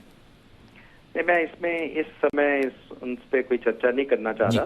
मैं LIC पे ही अपना सीधे। परफेक्ट, ठीक बात है सर। बहुत बहुत बधाई एक बार फिर से आपको LIC के IPO में आगे बढ़ने के लिए। उम्मीद करें जल्दी LIC का IPO बाजार में हिट करता हुआ दिखेगा। एक बार फिर से आपसे रिक्वेस्ट वही है सर कि जब IPO की प्राइसिंग फाइनल करें, थोड़ा प्राइसिंग हमारे इन्वेस्टर्स के लिए अट्रैक्टिव रखें, थोड़ा डिस्काउंट दें, थोड़ा कोटा बढ़ा कर दें, ताकि देश की इस सबसे बड़ी कंपनी लिस्ट होने के बाद शायद हो या वन ऑफ द बिगेस्ट, उनमें सबको पैसा कमाने का, वेल्थ बनाने का एक अच्छा मौका मिल सके। पांडे साहब बहुत बहुत धन्यवाद सर आपका समय देने के लिए। धन्यवाद। Thank you so much sir. तो ये थे TK पांडे साहब, दीपम सेक्रेटरी, बताते हुए LIC के IPO के डेवलपमेंट्स के बारे में। रिटेल इन्वेस्टर्स, पॉलिसी होल्डर्स, सबके लिए कुछ न कुछ रहेगा, होना भी चाहिए, होना भी चाहिए। और पिछले साल आपने कह ही दिया था कि ये करना चाहिए सरकार को, और जैसा सर ने भी कहा इस पर भी सोच विचार करेंगे। तो आइए एक बार देख लेते हैं एग्जैक्टली एक साल पहले 18 फरवरी को रिटेल इन्वेस्टर्स के लिए, पॉलिसी होल्डर्स के लिए अनिल जी ने क्या कहा था इस IPO पर। LIC के IPO में सिर्फ सरकार को थोड़ा सा 1-2 चीजें करनी है और अगर वो कर दे तो बहुत ही बढ़िया। पहली चीज, आप रिटेल को भरपूर अलॉटमेंट दीजिए, LIC के पॉलिसी होल्डर को भरपूर अलॉटमेंट दीजिए। ये 15% वाला जो 10% वाला कोटा है आपके लिए रिटेल का, उस पर रेस्ट्रिक्शन मत रखिए। LIC के पॉलिसी होल्डर्स के लिए स्पेशल अलॉटमेंट दीजिए। LIC के IPO में एक काम और करना चाहिए, रिटेल इन्वेस्टर्स को और पॉलिसी होल्डर्स को एक स्पेशल डिस्काउंट मिले। तो ये IPO हिंदुस्तान में इक्विटी कल्चर बढ़ाने में, बदलने में एक बड़ा गेम प्ले कर सकता है और इस IPO को सरकार को वेस्ट नहीं होने देना चाहिए। मुझे लगता है कि दीपम को, government of India, finance ministry को इस बारे में बहुत स्ट्रांगली सोचना चाहिए, विचार करना चाहिए। बिल्कुल, तो ये एक बड़ी बात थी जो अनिल जी ने पिछले साल रेस करी थी और बहुत ही बढ़िया चीज़ है, जैसा डिपार्टमेंट सेक्रेटरी भी कह रहे थे, इस पर भी सोच विचार किया है। 35% का रिटेल रिजर्वेशन है, आगे भी जब फाइनल RHP आएगा उसमें भी आप एक्सपेक्ट करके चल सकते हैं। तो चलिए, LIC IPO आज की बड़ी स्टोरी और इस पर डिपार्टमेंट सेक्रेटरी के आपके कॉमेंट्स भी first and exclusive Zee business पर LIC की बात निकली, एक बार जरा LIC हाउसिंग फाइनेंस पर भी डाल देते हैं नजर, क्योंकि दूसरी हमारी जो खबर थी कि हाउसिंग फाइनेंस में या तो IDBI बैंक को अपना हाउसिंग फाइनेंस बिजनेस बंद करके या ट्रांसफर करना पड़ेगा या फिर LIC हाउसिंग फाइनेंस को करना पड़ेगा। इंपैक्ट ज्यादा LIC हाउसिंग फाइनेंस के शेयर पर है। तो किरण जी, एक बार जरा इसके चार्ट देखकर बता दें क्या व्यू बनता है सर? दीप, LIC हाउसिंग फाइनेंस का जो सेल ऑफ पर शुक्रवार को और आज को देखने को मिल रहा है, मेरा मानना है कि इधर से 350 नेक्स्ट सपोर्ट रहेगा और वो होल्ड करता है कि नहीं, ये देखना बहुत इंपॉर्टेंट है। क्योंकि ऊपर जाते हुए जब ये स्टॉक 330 से 400 के ऊपर गया था, तब एक छोटा सा गैप छोड़ा था, तो वो वापस एक बार टेस्ट करके सपोर्ट लेगा या वापस फिल करेगा, ये देखना बहुत इंपॉर्टेंट रहेगा। तो 350 बहुत इंपॉर्टेंट लेवल रहेगा करंट लेवल से, और जब तक ये स्टॉक अभी 375 380 के नीचे है, तब तक मेरा मानना है कि कोई लॉन्ग पोजीशंस लेने में कोई मतलब नहीं रखता। ओके, तो ये है आपके LIC housing finance of course, जहां पर इस समय ज्यादा इंपैक्ट आ रहा है। आइए, उससे पहले अनिल जी से लेते हैं उनकी स्ट्रैटेजी। सर, जैसा मैं अपडेट दे रहा था, डाउ फ्यूचर्स उस समय 300 पॉइंट नीचे थे, थोड़ा रिकवर हुए पर 250 पॉइंट्स नीचे डाउ फ्यूचर्स है। नास्डैक फ्यूचर्स 1.25% नीचे है, 1500 पॉइंट्स का कट सेंसेक्स निफ्टी बैंक दोनों पर है और निफ्टी भी 500 पॉइंट्स नीचे। दो चीजें दीप, एक तो 17,100 के नीचे जब आप बंद हो रहे हैं तो वैसे भी खराब है जी, क्योंकि पिछली बार जब आपने करेक्शन दिया 16,835 16,865 के 2 बार लो बनाए आपने इंट्राडे में, लेकिन बंद आप 17,100 के नीचे नहीं हुए। तो आज 17,100 के नीचे बंद होने के पूरे आसार हैं, तो उस लिहाज से क्लोजिंग तो आपकी खराब हो रही है। आखिरी उम्मीद अगर आपको रखनी है तो 16,800 825 के नीचे बंद नहीं होना चाहिए। अगर उसके नीचे बंद होता तो आप बहुत ही खराब बंद हो रहे हैं। तो मैं लास्ट उम्मीद वही रखें कि भाई 16,800 तक की एक आप बचे हुए समय के लिए, अगर आप अब तक आपने लॉन्ग नहीं छोड़ी है और रखा है तो वो है। ऊपर कितना जा सकते हैं? अब 17,000 आपके लिए बड़ा बैरियर हो गया। क्यों? 17,000 के पुट पर 52 लाख शेयर है, हाईएस्ट ओपन इंटरेस्ट पुट पर, उसके नीचे आप ट्रेड करें तो लॉन्ग अनवाइंडिंग का खतरा अभी भी है और कल सुबह भी है। 38 लाख शेयर आपके लिए 17,000 के कॉल्स में खड़े हुए, तो कॉल राइटिंग भी वहां पर हुई। तो जब तक 17,000 के ऊपर आप ट्रेड ना करें तब तक तो आप बिल्कुल ही खराब ही। पहली ताकत का संकेत तब आएगा जब आप 17,150 के ऊपर ट्रेड करना शुरू करें। तो 17,150 आपके लिए लक्ष्मण रेखा है ऊपर की तरफ, वहां से आपको सोचना है कि मैं शॉर्ट काटूं या ना काटूं। 17,150 ओके। तो लंबा रिस्क है, तो है। अब गिरा भी कितना है? 500 गिरा ना, पिछली बार कब गिरा था? 500 बहुत कम है ना, तो वैसा है। सो इसलिए 16,800 17,150 ये दो चीज पे नजर रखनी है। 16,800 के नीचे अगर आज बंद होता है तो आपको लॉन्ग बहुत ही कम कर लेनी चाहिए, ट्रेनिंग वाली तो सारी खत्म कर ही लेनी चाहिए। 17,150 के नीचे जब तक बना रहता है तब तक आपको मतलब खराब ही है, बिल्कुल भी ठीक नहीं है। ये दो ध्यान में रखिए। क्यों? 17,000 के नीचे अब जो तुरंत सपोर्ट है बहुत छोटे छोटे हैं, 16,800 और 16,900 पर ज्यादा पोजीशन नहीं है। सेम 17,100 17,200 पर भी पोजीशन बहुत ज्यादा नहीं है। अब सीधी फिर पोजीशन बनकर आती 17,300 के कॉल पर। सो इसलिए डेटा जिस तरह से बन रहे हैं, आज के सेशन में गिरावट है लेकिन कम वॉल्यूम वाली है। वॉल्यूम्स उतने ज्यादा नहीं है इंडेक्स में, कम। हाँ, इंडेक्स में कम वॉल्यूम पे, यानी कि लोग दोनों तरह से सोच रहे हैं कि जहां हम गिर रहे हैं खराब तो हैं, कमजोर तो हैं, इसमें तो किसी को बताने की जरूरत नहीं, सबको पता है, दिख रहा है। लेकिन क्या किसी वजह से घूम सकता है? तो वो डर भी है कि अचानक से दोनों मान गए, नहीं लड़े तो इन लेवल पर बेचने में भी डर लग रहा है।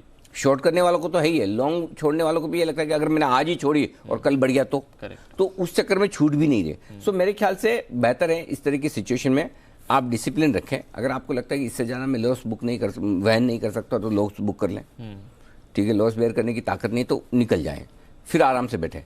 और अगर आपको लगता है नहीं मेरी डिलीवरी है पड़ी है, तो तो फिर आप 16,800 पे स्टॉप लॉस रख लें, तब तक आप वेट कर लें। तो क्योंकि ऊपर नीचे जिस तरह से हो रहा है, आपके लिए कोई भी डिसीजन खतरनाक या गलत हो सकता है, पहली चीज। अब आइए बैंक निफ्टी, 37,000 के आसपास है बैंक निफ्टी पर। 37,000 आखिरी सपोर्ट है, हाईएस्ट ओपन इंटरेस्ट पुट में 21 लाख शेयरों का। इसके नीचे अगर आप रहेंगे और खराब है। जो चीज निफ्टी के लिए है 17,150, वही बैंक निफ्टी के लिए है 37,500। तो जब तक 37,500 के ऊपर ना आए तब तक तो आप खराब ही हैं। 500 पॉइंट बढ़ भी जाए तो कोई फर्क नहीं पड़ता। 17,000 और 37,500, उधर जो 17,150 है वो इधर 38,500 है। तो इन लेवल पे आपको नजर रखनी। तो फिलहाल आराम से शांति से बैठें, पैनिक जैसा माहौल है, अपनी पोजीशन पर ज्यादा फोकस करें बजाय बाजार के डायरेक्शन पर। अपनी पोजीशन रिस्क, हाँ, रिस्क रिवॉर्ड रेशियो आपका अपने कंट्रोल में होना चाहिए। और जहां लग रहा है कि लॉस जरूर से ज्यादा हो रहा है, आप थोड़ा हल्का हो जाए, पार्शियली बुक करें, पूरा बुक करें, वो आपकी मर्जी है, लेकिन बुक करके शांति से बैठें। ओके, तो ये है आपके लिए निफ्टी और बैंक निफ्टी पर अनिल जी की राय। इस समय कमजोर वाला बाजार बना हुआ है। आइए भसीन साहब से भी सर जान लें क्या व्यू है उनका बाजार में। स्वागत करते हैं भसीन साहब का।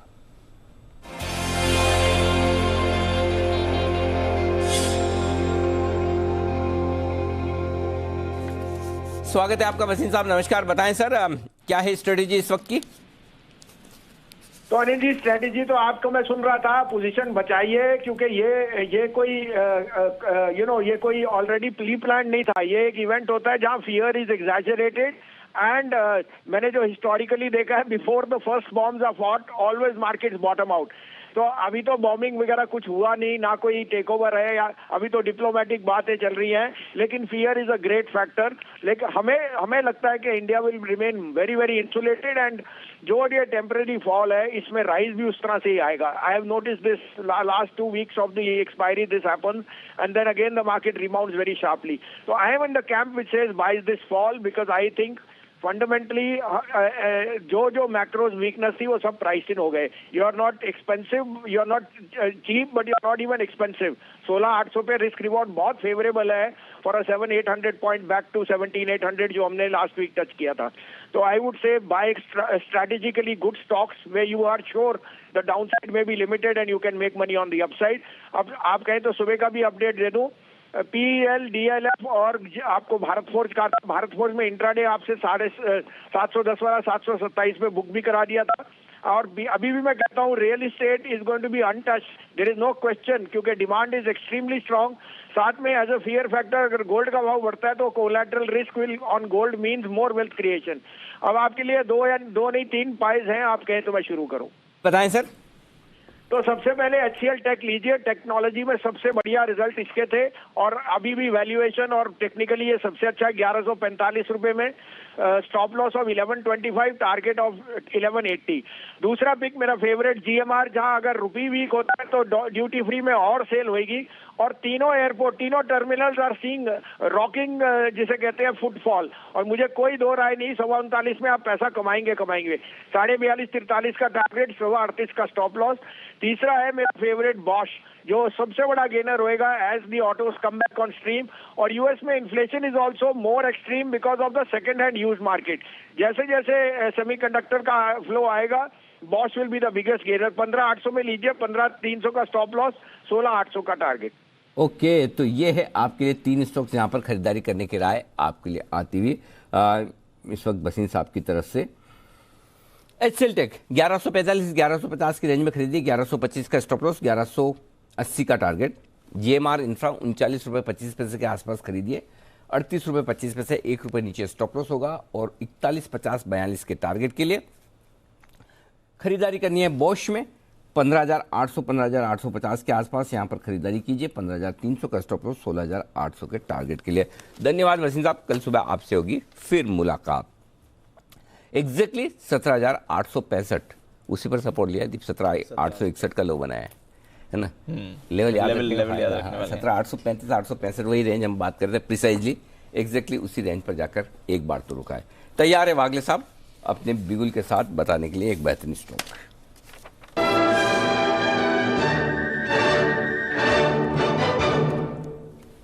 जी वागले साहब बताएं सर। अनिल जी, मुझे बैंक ऑफ बड़ौदा बेचना है और हमने अभी यही लेवल पे हमारे क्लाइंट्स को ये कॉल दिया है। 107 रुपये 30 पैसे की भाव पे बेचे, 109 रुपये का स्टॉप लॉस होगा। मुझे 100 रुपये तक की डाउनसाइड दिखाई देती है। आज और कल के दिन में। तो रिस्क टू रिवॉर्ड काफ़ी अच्छा है, 1:3+ का रिस्क टू रिवॉर्ड है बेच के एक दिन का व्यू है। तो बैंक ऑफ बड़ौदा में करें बिकवाली, ये राय है आपके लिए वागले साहब की तरफ से। 100 रुपए तक के टारगेट के लिए तैयार है। कुणाल जी, राकेश जी भी कुछ न कुछ बेचेंगे ही। अब तो बेचने के और सेठी साहब का भी आपको इंतजार होगा। हाँ। 2:30 बज गए, उनका भी मैं अपडेट देता हूँ। पहले एक बिगुल कुणाल जी, राकेश जी के लिए।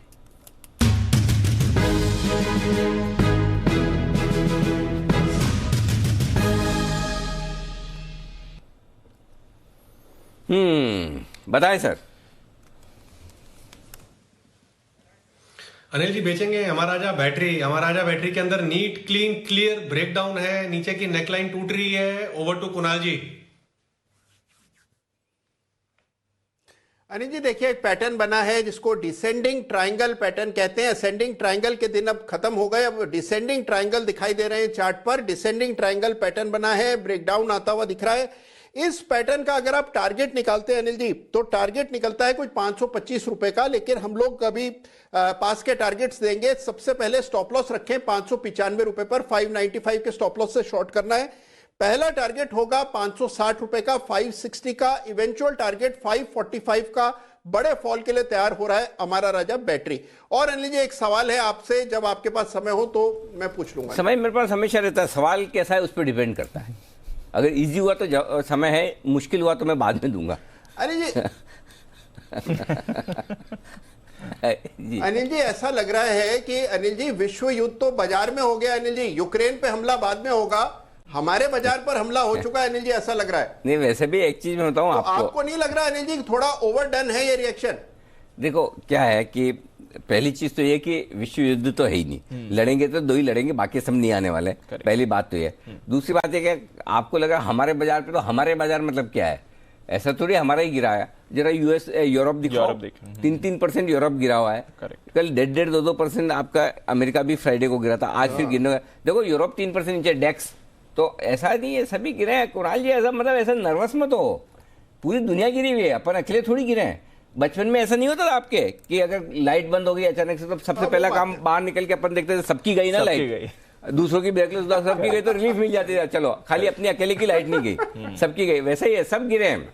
कोई हम अकेले गिर रहे हो तो दिक्कत है। जैसे हमारे बंसल जी अकेले बीमार हुए पूरे हफ्ते, तो दिक्कत है। अब सबको कोविड हो रहा है, सब हो रहे, तो भाई हो ही रहे, क्या कर सकते हैं? क्यों बंसल जी? बिल्कुल अनिल जी ठीक बोल रहे हैं, लेकिन अनिल जी एक फर्क है। अनिल जी बाहर के बाजार गिर रहे हैं, बट बाहर के बाजार का कोई टीपू सुल्तान नहीं अनिल जी तलवार लेके खड़ा नहीं हुआ है, घबराहट नहीं हो रही अनिल जी। यहाँ पे तो टीपू सुल्तान अनिल जी पैनल में बैठा हुआ है बेचो बेचो बेचो। तो बहुत फर्क है अनिल जी भारतीय बाजारों और बाहर के बाजारों में। ठीक बात है, चलिए कोई बात नहीं। ये है आपके लिए पूरा हमारा राजा पर बिकवाली करेंगे। अच्छा, एक चीज और जो कहना चाहता हूँ वो ये कि अभी जो कुणाल जी ने आदेश दिया था कि वैलेंटाइन डे की रिसर्च लेके आओ, कुणाल जी आपके आदेश की पालना हो चुकी है, और मैं आपको डिटेल दे दूं। आप भी सोचेंगे कि इतना जल्दी काम मेरा खुद का स्टाफ नहीं करता जितना अनिल जी का स्टाफ कर देता है। सोचिए, हम आपके सामने ले आए हैं, पूरी की पूरी डिटेल्स में आपको बता देता हूं क्या है। एक सेकंड, कहाँ गया? ओके, पिछले 5 सालों में 4 साल वैलेंटाइन डे के दिन रिटर्न्स नेगेटिव है। अच्छा, हर साल नेगेटिविटी बढ़ती जा रही है। अगर जो एक साल जो नहीं दिए उस दिन मार्केट बंद था तो बाजार बंद था, उस दिन नेगेटिव रिटर्न नहीं आया। नहीं तो पिछले 5 साल से वैलेंटाइन डे खराब हो रहा है सबका, जो मार्केट में है। बहुत सारे लोग ऐसे हैं बंसल जी जैसे, जो सोचते हैं कि शाम को आज बाजार बंद होने के बाद ये वाला गिफ्ट घर पे लेके जाऊंगा, फिर मार्केट खराब होता है, गिफ्ट का आइडिया ही बदल देते हैं। तो आप देखिए 2017, 18, 19, 20 ये चारों साल हर बार ज्यादा बढ़ता गया। इस बार तो ये लाल कैंडल जो बनेगी बहुत नीचे तक, जमीन के अंदर तक जाएगी। हाँ, सबका मिला के। हाँ, और एक जो पिछले साल जो नहीं हुआ वो पिछले साल छुट्टी थी। अच्छा, ये तो हुआ कुणाल जी, ठीक है, डेटा समझ में आ गया। 5 साल में 5 में से 4 साल पिछले साल छुट्टी थी और 4 साल खराब हुआ है। अनिल जी, हाँ अनिल जी, सबसे पहले तो अनिल जी आपको बधाई, अनिल जी पूरी टीम को बधाई। अनिल जी मुझे लग रहा था कि आज मैंने कहा है 2-3 दिन में आराम से गजब करते हो, क्या बात कर रहे हो, एकदम 8 घंटे में रिसर्च आ गई अनिल जी, तैयार एकदम। अच्छा, दूसरी चीज, अब इसको देखते हुए आप ये डिमांड मत कर लेना कुणाल जी की वैलेंटाइन डे के दिन बाजार बंद रहने चाहिए, लोग उसका मतलब अलग निकालेंगे। मैं पहले बता दूं तो इस तरह की कोई भी नाजायज मांग ना करे। हाँ। यही कहने लगा था नहीं। ये गलत मांग बिल्कुल भी ना करे। अच्छा, थोड़े लंबे डेटा आपको लग रहा होगा 5 साल के जल्दी से निकाल दे, कौन सी बड़ी बात है। पूरे बता दूं, जब से निफ्टी शुरू हुआ है तब से डेटा है हमारे पास आ गए। जब से निफ्टी शुरू हुआ है 10 बार वैलेंटाइन डे के दिन 14 फरवरी को 10 बार पॉजिटिव रिटर्न्स आए, 8 बार नेगेटिव रिटर्न आए और 8 बार छुट्टी आई। Almost even. हाँ, तो अगर छुट्टी है लेकिन जो खुले हैं उसमें लगभग बराबरी का है। तो पुराना लंबा ट्रेंड देखेंगे तो दोनों तरफ जा सकता है, लेकिन नियर टर्म ट्रेंड देखेंगे तो पिछले 5 साल बहुत खराब है। तो पिछले 5 साल में पिछला साल छुट्टी थी, बाकी 4 साल नेगेटिव है, और ये इस वाला साल तो पता नहीं मतलब पूरी छप्पर फाड़ के नीचे जा रहा है। तो ये आपके लिए वैलेंटाइन डे के सारे ग्राफिक्स, सारे के सारे रिटर्न बिल्कुल कंप्लीट आ चुके हैं। ये है आपके लिए। तो ये है दीप, पूरा का पूरा रिसर्च हमारे एक्सपर्ट्स की तरफ से आती हुई। आइए, बाजार अब फिर से दिन के लो पॉइंट की तरफ आते हुए दिख रहे हैं, और कुछ और स्टॉक्स जहां पर बड़ी कमजोरी होती हुई दिख रही है, एक बार उन पर भी राय ली जाए। टाटा स्टील बड़ी तेजी से गिरा। आज सुबह टाटा स्टील किसी ने तो बेचने की राय दी थी, जरा मैं देखूं। सेल और टाटा स्टील 2 स्टॉक पर राय आई थी मेरे ख्याल से। नहीं, टाटा स्टील अभी किरण जी ने कहा था। किरण जी, दिन के लो पॉइंट पर आता हुआ दिख रहा है, जरा बताएं। Anil ji, option chain data काफी वीक है, तो मेरा मानना है कि अपसाइड कैप्ड है और डाउनसाइड में मुझे लगता है कि 1150-60 के लेवल्स आपको आते दिनों में देखने को मिल जाने चाहिए। तो लॉन्ग पोजीशन से बाहर निकलने की सलाह है, और इसलिए मैंने फ्यूचर्स में शॉर्ट करने की सलाह नहीं दी थी। मैंने कहा था पुट ऑप्शन के जरिए आप ये ट्रेड लेना चाहिए। ओके, तो ये है आपके लिए टाटा स्टील पुट ऑप्शन खरीदारी की राय जो दी थी किरण जी ने। कमजोरी आ रही है काउंटर में। आइए देखते हैं सचिन जी ने क्या किया है स्पॉट बिगुल उनके लिए बीटीएसटी।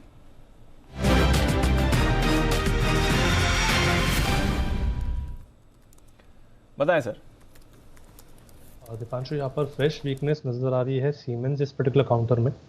जिस तरीके से इसके डेटा प्लेस्ड है, लगभग 2365 के आसपास एक काफ़ी अच्छा स्विंग सपोर्ट था, ये इसने ब्रेक कर दिया है। तो जिस तरीके से स्ट्रक्चर है, मुझे लग रहा है लगभग 2310 के आसपास के स्विंग्स इमीडिएटली बनने चाहिए। सो यहाँ पर फ्रेश शॉर्ट्स ऐड करने की सलाह होगी सीमेंस के फ्यूचर्स में। स्टॉप लॉस यहाँ से लगाना है आपको 2365। तो ये है आपके लिए राय आती हुई सीमेंस बेचने की। सीमेंस का फ्यूचर, चलो एक टिकट तो कम हुआ जर्मनी जाने वाला। सचिन जी, आपको पता है ना जो पूरा ट्रुप लेके जा रहे हैं जर्मनी, हमारे सिद्धार्थ सैराज साहब, आपकी टिकट तो कट गई सीमेंस की शॉर्ट कॉल के साथ। आप तो यही रहो सर, यही से मोर्चा संभालो। हालांकि ऐसी कोई गारंटी नहीं कि हमें ले जाएंगे, हम उम्मीदों पे जिंदा है। आपकी उम्मीदें भी खत्म हो चुकी है जर्मनी को लेकर, आपके चांस तो नहीं है शॉर्ट कॉल आने के बाद। अच्छा, शॉर्ट कॉल आई थी अभी भी अमरा राजा बैटरीज पर कुणाल जी राकेश जी की तरफ से, और तन मन और धन का मुझे नहीं पता, तन और मन से सपोर्ट कर रहे हैं आशु जी भी कुणाल जी राकेश जी की चार्ट कॉर्नर की इस शॉर्ट कॉल पर। बताएं सर। अनिल जी, मैं ओवरऑल थीम शेयर करना चाह रहा हूं अनिल जी। जो मैं ईवी का बार बार बोल रहा हूं, और पिछले दिनों में एक्साइड की भी हमने अपने क्लाइंट्स को सेल कॉल दी थी 172-73 पे। अनिल जी, मुझे ना ईवी थीम से जो कोरिलेशन दिख रहा है ना, वो बिल्कुल वो जो टेक बूम आया था ना, जब वो टेक्नोलॉजी में जब एनबीएफसीज और कोई भी वो काम करता था वो टेक लगा लेता था। तो आज की डेट में अनिल जी, वो जो मतलब जो लेमैन है ऑन द ग्राउंड के ये ईवी व्हीकल बनाता है, ये ईवी की बैटरी लगेगी, ये बैटरी का डब्बा बनाएगा, ये उस डब्बे में पेंट करेगा, ये जहाँ वो ईवी स्टेशन लगेगा उसके बाद ठेला लगाएगा। अनिल जी, ऐसे ईवी का मतलब इजी ट्रेड बना हुआ है कि ईवी रिलेटेड। तो अनिल जी, मैं उससे बिल्कुल उससे कोरिलेट कर रहा हूँ, और ये पर्टिकुलरली बैटरी तो डायरेक्ट कोरिलेशन है। तो ये सारे स्टॉक्स जो अनिल जी ईवी के जो एक्सुबरेंस में आए हुए हैं ना, मतलब मेरा तो अनिल जी 25 साल का जो एक्सपीरियंस है वो बिल्कुल कहता है, और मैं तो इनसे इतना मतलब स्ट्रांगली अनिल जी, एंड में टाटा पावर 400 भी हो, 350 हो, 500 मुझे नहीं पता, लेकिन शॉर्ट टर्म में जो इतना ओवरबॉट है, मतलब Tata power again Anil ji caveat, मैं सेल कॉल नहीं दे रहा हूं, मैं सपोर्ट कर रहा था कि मुझे ये जो बैटरी और ये सब जो ईवी का थीम चल रहा है, इससे बहुत ज्यादा मैं अपने क्लाइंट्स को बोल रहा हूं कि मुझे इसमें कुछ इन्वेस्ट करना ही नहीं है, कुछ दिमाग ही नहीं लगाना है, अभी शांति से बैठना, अपने आप जो दुनिया लगा रही है लगा ले। तो अनिल जी, जिसमें ज्यादा यूफोरिया होता है ना, उसमें मार ज्यादा पड़ती है। तो मैं ईवी से रिलेटेड बहुत ज्यादा कॉशियस स्टैंड में हूं। लगाएं तब बताइएगा जरूर, ठीक है? अभी नहीं लगाना कोई दिक्कत नहीं, अच्छे लेवल्स पे अच्छे वक्त पर जब आपको लगेगा अब पैसा लगाने का वक्त है तब आप बताइएगा। फिलहाल बिकवाली की राय चार्ट्स पर है कुणाल जी और राकेश जी के लिए। नतीजों के सीजन तैयार है हमारे साथ कुशल बताने के लिए आईशर के रिजल्ट। कुशल, कल आएंगे ना आईशर? सर आ जाएंगे मतलब शाम को आने की तैयारी। बताओ कैसे आने वाले रिजल्ट जरा बताइए। Sir numbers wise Eicher Motors के ऑलमोस्ट स्टेबल या फ्लैट आप कह सकते हैं नंबर्स आते हुए दिखेंगे। आय करीबन 5.5% बढ़कर 2,980 करोड़ पर आ सकती है। लोअर वॉल्यूम्स रहे हैं रॉयल एनफील्ड और VECV में, और साथ ही कंपनी की मार्जिन्स आप देखिए 23.7% के मुकाबले 23%, तो बहुत ज़्यादा इम्पैक्ट यहाँ पर मार्जिन्स पर नहीं आता हुआ दिखेगा, क्योंकि कंपेरेटिवली जो प्राइस हाइक्स लिए थे बाकी कॉम्पिटिटर्स के मुकाबले वो आई थिंक यहाँ पर ज़्यादा थे, इस वजह से मार्जिन्स को थोड़ा सपोर्ट मिलता हुआ दिख रहा है। साथ ही कंपनी का मुनाफा लगभग 2.5% से 3% की गिरावट एक्सपेक्टेड है, 517 करोड़ पर ये रह सकती है। बट डेफिनेटली ये ज़रूर देखना होगा कि आगे चलकर कंपनी के लिए रॉयल एनफील्ड में किस तरह की प्रोग्रेस रहने वाली है, क्या लॉन्चेस ये एक्सपेक्ट कर रहे हैं, और जो two wheeler specially electric two wheeler को लेकर आगे की कंपनी की क्या रणनीति है, क्योंकि ये प्रीमियम मोटरसाइकिल्स बनाती है और ये एक अपना लीग जो है इन्होंने क्रिएट किया हुआ है रॉयल एनफील्ड कल्ट के हिसाब से। तो अब ये देखना काफ़ी अहम हो जाता है कि यहाँ पर बस डिवीजन जो इन्होंने एक्वायर किया था वॉल्वो का VECV सेगमेंट में, वहाँ पर क्या प्रोग्रेस है, खासकर जो है इलेक्ट्रिक व्हीकल को लेकर, जो अभी हम बात भी कर रहे थे जो थीम पर। तो देखना पड़ेगा। इलेक्ट्रिक व्हीकल थीम आशु जी ने सुन लिया तो और गुस्सा हो जाएंगे इस पर, बट हाँ देखते हैं किस तरह की। आप आशु जी गुस्सा है? आशु जी गुस्सा है, आप ऐसा बोल रहे हो? गुस्सा निकालेंगे। आइशर मोटर्स, ओके चलिए, तो ये है आपके लिए नतीजों का पूर्वानुमान आइशर मोटर्स के लिए। स्टॉक तो खराब ही है वैसे फिर भी देखो इनके हाई पॉइंट के आसपास ट्रेड करा, उतना खराब नहीं जितने बाकी स्टॉक और बाकी मार्केट खराब है। वागले साहब आइशर मोटर्स के चार्ट देखेंगे जरा। वैसे तो आपका कुछ भी करने का मन है नहीं स्पेशली खरीदारी की तरफ, लेकिन फिर भी चार्ट तो देख ही लीजिए। अनिल जी इतना खराब नहीं है जितना लगता है। आइशर मोटर्स 2600 के पार निकलने के बाद, क्लोज होने के बाद, सस्टेन होने के बाद ही हम देखेंगे 2620 2630, तब तक मुझे हाथ नहीं लगाना है। हाँ ये लेवल पे शॉर्ट भी नहीं कर सकते क्योंकि पैटर्न पॉजिटिव है, और मार्केट में लॉन्ग करना थोड़ा सा रिस्की है, तो मैं अवॉइड करूंगा, ये मेरा व्यू है। आइशर मोटर्स कमजोर है बट बाकी स्टॉक्स के मुकाबले में उतना ज़्यादा कमजोर नहीं है। सर एक बार नेचुरल गैस के दामों पर नज़र डाल देते हैं। 7%, ऑलमोस्ट 7% ऊपर नेचुरल गैस के दाम आ रहे हैं। तो जैसे जैसे यूरोप के बाजार में गिरावट बढ़ रही है, यूक्रेन रशिया की टेंशन बढ़ रही है, आप देख रहे हैं नेचुरल गैस के दामों में एक बड़ा उछाल आते हुए दिख रहा है। तो ये भी एक स्पेस है जहां पर आपको वैसे डैक्स नीचे से रिकवर हुआ है, थोड़ा सा हुआ है। बिल्कुल जर्मनी का बाजार निचले स्थान से हल्का रिकवर होते हुए दिखा है, थोड़ा एटलीस्ट ये कह सकते हैं गिरना बंद हुआ है, मतलब उतने ही रिकवर तो क्या गिरना बंद हो जाए तो ही बड़ी बात है। और सारे लेवल आ गए भाई, 16,835 भी आई है दीप। अब मैं कोई आगे का लेवल बोलूंगा ही नहीं, आप जाने तो एग्जैक्ट 16,835 आप कर लो, देख लो सपोर्ट। पिछला लो 861 पे बनाया, 835 पे, तो जो लेवल निकल रहे वो आ रहे हैं। अब आगे का नहीं बोलूंगा तो फिर आ जाएगा, वो भी आ जाएगा। ऊपर के लेवल्स की आप बात करो ना, ऊपर का 17,000 है, 17,000 के ऊपर सोचेंगे, ऊपर जाना भी है तो 17,000 17,075 बेसिकली ये कंजेशन जोन है पहला, उसके ऊपर एक ताकत का पहला अंदाजा बनेगा। आइए बिगुल चार्ट कॉर्नर का कुणाल जी और राकेश जी के लिए, ओ माफ कीजिएगा किरण जी के लिए, सॉरी क्या सही टाइम पे बिगुल होगा एकदम जस्ट इन टाइम, मतलब ये तो साउथ इंडियन फिल्मों की तरह ट्रिगर दबाया, गोली बाहर निकल के हाथ से पकड़ के वापस अंदर डाल दी। ना अभी नहीं है, गजब क्या बात है। बिल्कुल ऐसा नहीं, ऐसा नहीं वैसा ही तो हमारी जो स्टूडियो डायरेक्टर साइली कमाल है, एकदम सही टाइम पे रोका है, बिल्कुल परफेक्ट। तो किरण जी के लिए बिल्कुल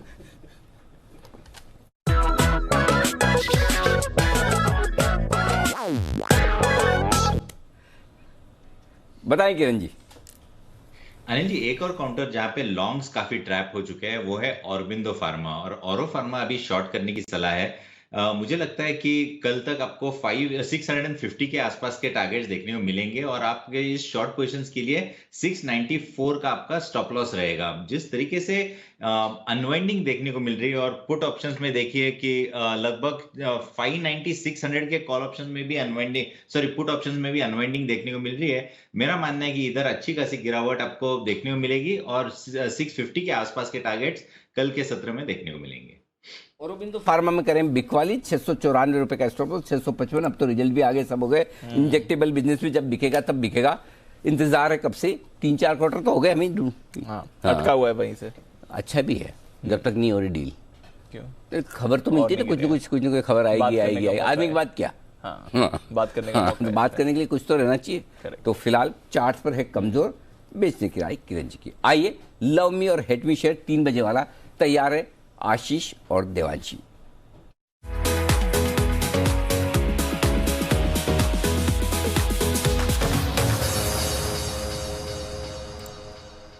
तो स्टॉक है कोल इंडिया और आशीष को क्यों पसंद है बताएंगे और देवांशी को क्यों ना पसंद है वो भी बताएंगे। तो आशीष शुरुआत कीजिए आप।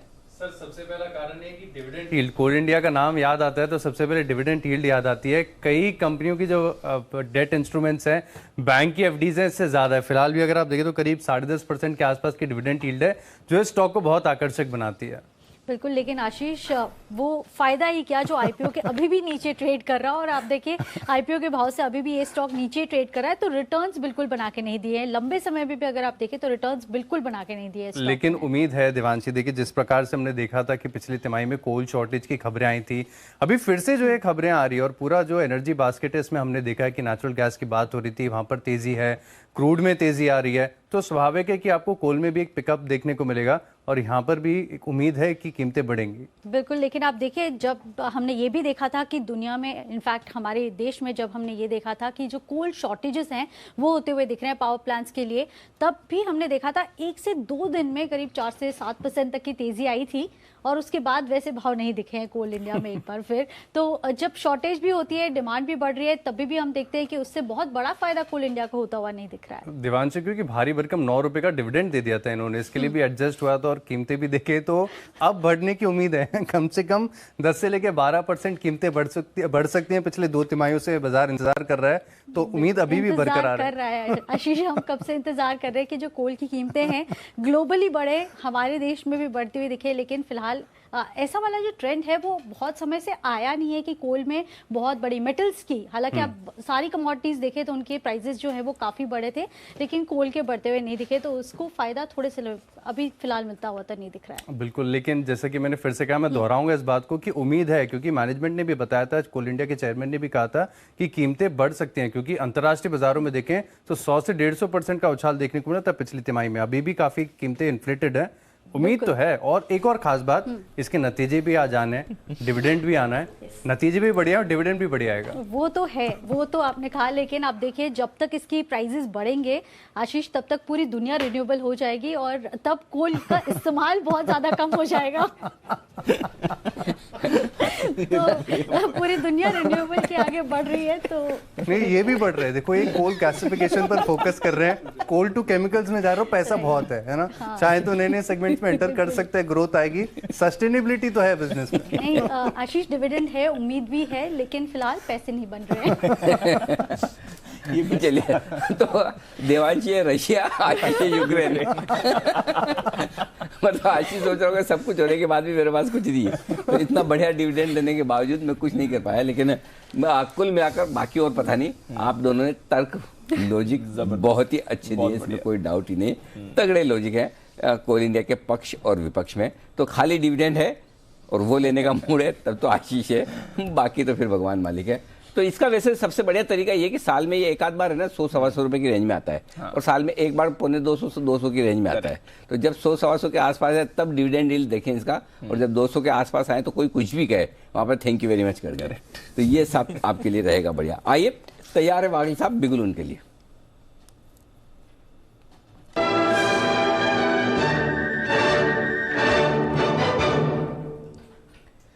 बताएं वागिल साहब। अनिल जी, पहले तो आईटीसी पे एक अपडेट देना चाहता हूँ।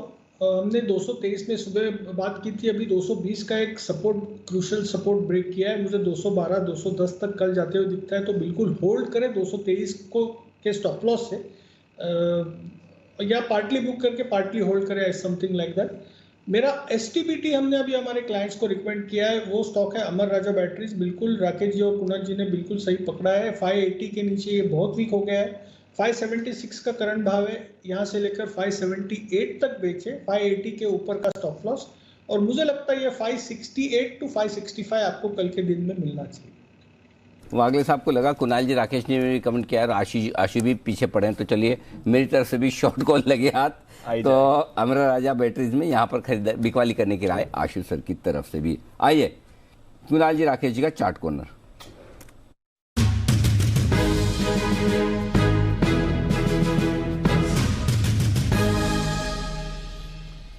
बताएं सर। अनिल जी, बिल्कुल चार्ट कॉर्नर का है, बट पैरामीटर सारे फुलफिल करता है। पिक ऑफ द डे के स्टॉक है एचडीएफसी में बिकवाली की राय है, जहां पर बड़ी इंटेंसिटी की एक बड़ी नेकलाइन टूट रही है, बड़े चार्ट पर एक बड़ा ब्रेकडाउन, बड़े वाला negative crossover. Over to Kunal ji. Anil ji देखिए, दिसंबर 2020 के बाद पहली बार एचडीएफसी ने ये स्तर तोड़े हैं, यानी कि ये जो मेजर सपोर्ट्स हैं एचडीएफसी के, ये ढहते हुए नजर आ रहे हैं। और ये सपोर्ट जो है एचडीएफसी के लिए बहुत क्रिटिकल था, कई सालों से लेवल्स नहीं टूटे। तो इन लेवल्स पर बिकवाली की हमारी राय है, पोजिशनल शॉर्ट की राय दे रहे हैं। इन स्तरों पर शॉर्ट करें, स्टॉप लॉस रखना है 2350 रुपए पर, 2350 के स्टॉप लॉस से शॉर्ट करना है एचडीएफसी को। पहला टारगेट होगा 2170 रुपए का, 2170 का पहला टारगेट। इवेंचुअली एचडीएफसी 2100 तक नीचे जा सकता है। तो इन स्तरों पर एचडीएफसी लिमिटेड में हमारी बिकवाली की राय। एचडीएफसी लिमिटेड बेचे, ये ब्लू चिप यहां पर बिकवाली करने की राय। वैसे एचडीएफसी बेचने में माहिर है सुमित जी, ये स्टॉक उनके रडार पर हमेशा रहता है और रिवर्सल के पहले संकेत पर ही बेच देते हैं। सुमित जी, आपके रडार पर नहीं आया इस बार, या 3-4 दिन पहले बेच दिया था आपने? नहीं अनिल जी, आज एक्चुअली दूसरे स्टॉक्स में बिजी था, तो ये स्टॉक ध्यान से ही नहीं निकल गया। अच्छा, तो भी सही पकड़ा है कुणाल जी और इन लोगों ने, क्योंकि जिस तरह से निफ्टी डेज लो पे बंद दे रहा है, कोई भरोसा नहीं यहाँ से और थोड़ा सा गिरावट देखने को मिले। और अब वक्त है बैन से बेनिफिट का। आप सोचेंगे ऐसे मार्केट में क्या बैन में लिस्ट में ऊपर नीचे होगा भाई, है। आशीष आ गए बिल्कुल।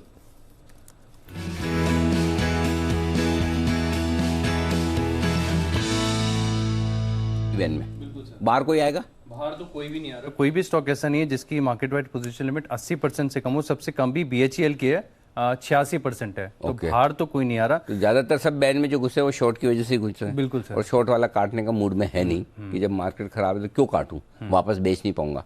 ठीक है, तो entry sir, entry permanent member है सर, आई जाता है स्टॉक हर सीरीज में। इंडियाबुल्स हाउसिंग फाइनेंस, और अभी भी पोजीशंस बहुत बड़ी हुई हैं, करीब करीब 102% मार्केट वाइड पोजीशन लिमिट है। तो ना कि सिर्फ बैन में आएगा, थोड़े दिन बैन में बना भी रहेगा सर यार। आरबीएल कब आएगा? इस बार आरबीएल बहुत दिन हो गए, बहुत दिन। भेल सेल तो है ये, भेल सेल पीएनबी, और चौथा कौन सा आया था? Tata power. Tata power surprise. और आईबुल हाउसिंग भी अंबा। आईबुल लंबे समय बाद आया, इस बार लंबे समय बाद आया। करेक्ट। चलिए ठीक है, तो ये है आपके लिए सारे के सारे स्टॉक। सर 822 का लो दिखा रहा है इस समय, जहां तक निफ्टी का सवाल है। बैंक निफ्टी 1600 पॉइंट्स नीचे, डाउ फ्यूचर्स 325 पॉइंट्स नीचे, नैस्डैक फ्यूचर्स 1.5% नीचे, यूरोप के बाजार भी अब 3-3.5% नीचे हैं। तो डेज लो पर हमारे बाजार ग्लोबल मार्केट्स हैं इस समय, क्या करके जाए? कुछ नहीं, अभी क्या करेंगे आप? देखो टेक्निकली तो खराब क्लोज हो रहे हैं, 17100 के नीचे बंद होना ही अपने आप में खराब है, नीचे की रिस्क खोलता है। 16800 का हमने आखिरी बोला था, लगभग उसके आसपास बंद हो रहा है। उस लेवल पे जहां आप कल ऊपर भी हो सकता है, नीचे भी हो सकता है। हम वेट एंड वॉच वाली सिचुएशन में रहेंगे, क्योंकि 16800 के नीचे बंद होने पर दीप 16400 से 16200 तक की रिस्क खुल जाती है नीचे की तरफ, वो रास्ता खुलता है इस गिरावट के बाद में। क्योंकि पिछला जो आपने इम्पोर्टेंट सपोर्ट लिया था 16400 के आसपास से जब हम घूमे थे, और फिर हमने पूरा वापस वहां से 18300 दिखाया था, राइट। और अब और उसके बाद वाला जो करेक्शन में हम 16835 से 17850 कुछ वहां तक गए थे। तो पॉइंट ये है कि अब जिस तरह से हम बंद नीचे दे रहे हैं, ये रिस्क खोल रहा है। सो एक दिन वेट करते हैं, हो सकता है 400-500 पॉइंट का मूव शार्प किसी भी तरफ आ सकता है इस लेवल से। 16800 से आप 16400, 16200 भी जल्दी आ सकते हैं। और अगर सब कुछ अचानक से खबर आ जाए कि सब ठीक है, कोई युद्ध नहीं, सब हम शांति, ये वो, तो वापस आप 17300, 17400 भी तुरंत दिखा सकते हैं। तो इसलिए आइदर ट्रेड इज रिस्की। सो आप अपने रिस्क मैनेजमेंट पे ध्यान रखें, बजाय मार्केट में प्रेडिक्ट करने के। न आप जल्दबाजी में ये प्रेडिक्ट करें कि निफ्टी 10,000 और 12,000 हो जाएगा, न ये प्रेडिक्ट करें कि सब ठीक होने के बाद 18,000 और 20,000 हो जाएगा। तो शांति से बैठें, कुछ ना करें, ज़्यादा बढ़िया है। अगर आपकी पोजीशन है ही तो आपको उसको परफेक्ट हेज करके जाना चाहिए ऑप्शंस के साथ। ऑप्शन में आपको प्रीमियम बहुत ज़्यादा देनी पड़ेगी, लेकिन ऑप्शन नहीं है। अगर आपको रखना है पोजीशन तो हेज रखना है, हेज रखना है तो फिर आपकी वो उस तरह से होनी चाहिए। सो मेरे ख्याल से नोटा है, कमज़ोर है, इसमें कोई डाउट नहीं। जिन लेवल पे बंद हो रहे हैं वो भी ख़राब है, लेकिन ना नई पोजीशन शॉर्ट की बनानी है, ना लॉन्ग की बनानी, शांति से बैठिए। अच्छा, बाय द वे एक चीज़ है, अगर किसी को बनानी है तो उसके लिए मेरे पास में एक डेटा है जी, और ये है आपके लिए डेटा उस लिहाज से कि जो सारे लोग मुझे पूछते थे कि भाई अभी कुछ लोगों के ट्विटर पे मैसेज आए, कुणाल जी ने नहीं पूछा, अलग बात है जी कि सर आपने बता तो दिया वैलेंटाइन डे के दिन तो खराब होता है, ये सब है, नेक्स्ट डे का क्या? हाँ, बराबर सवाल है सर। तो आपके सामने पिछले 6 साल के नेक्स्ट डे के डेटा भी आ रहे हैं, अगले दिन हाल उतना खराब नहीं होता। हाँ। ये अच्छी बात है जी। जो कुछ प्रॉब्लम है वो वैलेंटाइन डे की है। 2021 में हालांकि वैलेंटाइन डे के दिन बाजार बंद था पिछले साल जी, लेकिन अगले दिन 1% बढ़ा है। 20 और 19 में थोड़ा थोड़ा 0.25%, आधा परसेंट घटा है। 18 में थोड़ा सा आधा परसेंट बढ़ा है, 17 में थोड़ा सा घटा है, 16 में 2.5% बढ़ा है। तो नेक्स्ट डे कोई बहुत बड़ा मूव नहीं आता, लेकिन इसमें एक चीज और आपको समझनी होगी कि वैलेंटाइन डे के दिन भी बड़े मूव नहीं थे, आधा परसेंट की थे। तो उस हिसाब से इस बार वैलेंटाइन डे के एक दिन पहले मूव बड़ा आया है आज, तो क्या कल एक बड़ा मूव हो सकता है? और अगर हो सकता है तो क्या वो पॉजिटिव साइड पर हो सकता है? यूजुअली ऑपोजिट मूव आता है, फिंगर्स क्रॉस्ड। यस, यूजुअली तो बड़ा मूव पॉजिटिव भी हो सकता है। फिंगर्स क्रॉस्ड नहीं मालूम, डेटा है, इतिहास है, जरूरी नहीं इतिहास अपने आप को दोहराए। देखो इतिहास के बारे में सबसे बड़ा आराम क्या है, जिनको लगता है कि इतिहास को दोहराना चाहिए, जो उस जिनके फेवर में वो बोलते दोहराता है, जिनको लगता है नहीं दोहराना चाहिए वो कहते हैं नहीं इतिहास अपने आप को दोहराता नहीं। तो आपको जैसा ठीक लगे ऐसा करो, बट कुल मिला के ये पास डेटा है, आगे क्या होगा भगवान जाने। तो ये इस तरह के मामलों में जो है ना दिमाग नहीं लगाना जी। कुणाल जी कुछ कहना चाहते हैं? जी कुणाल जी। ओके, कुणाल जी से हम संपर्क करने की कोशिश कर रहे हैं। इस बीच डे फ्रेश डेज लो बनाया सर, 16,822 का डे लो था, अब 16,818 का लो बनाया, तो फ्रेश डेज लो पर आखिरी मिनटों में बहुत ज्यादा फर्क नहीं पड़ता, क्योंकि जब एवरेज निकल के आएगी तो आपकी वही 16,835 40 के ऊपर ही आएगी वो। हाँ, सो मतलब हाँ, आखिरी आधे घंटे की एवरेज जो निकल कर आती है ना, वो फॉर्मूला जो कुणाल जी पूछ भी रहे थे, देखते हैं। बैंक निफ्टी भी 36,843 का लो इसने अभी बनाया, वहां से 50 पॉइंट्स ऊपर आपको दिख रहा है। आइए फिर फाइनल कुछ स्टॉक्स पर डाल देते हैं। कुणाल जी कुछ, हाँ सर, कुणाल जी कुछ पूछ रहे थे, बताएं सर।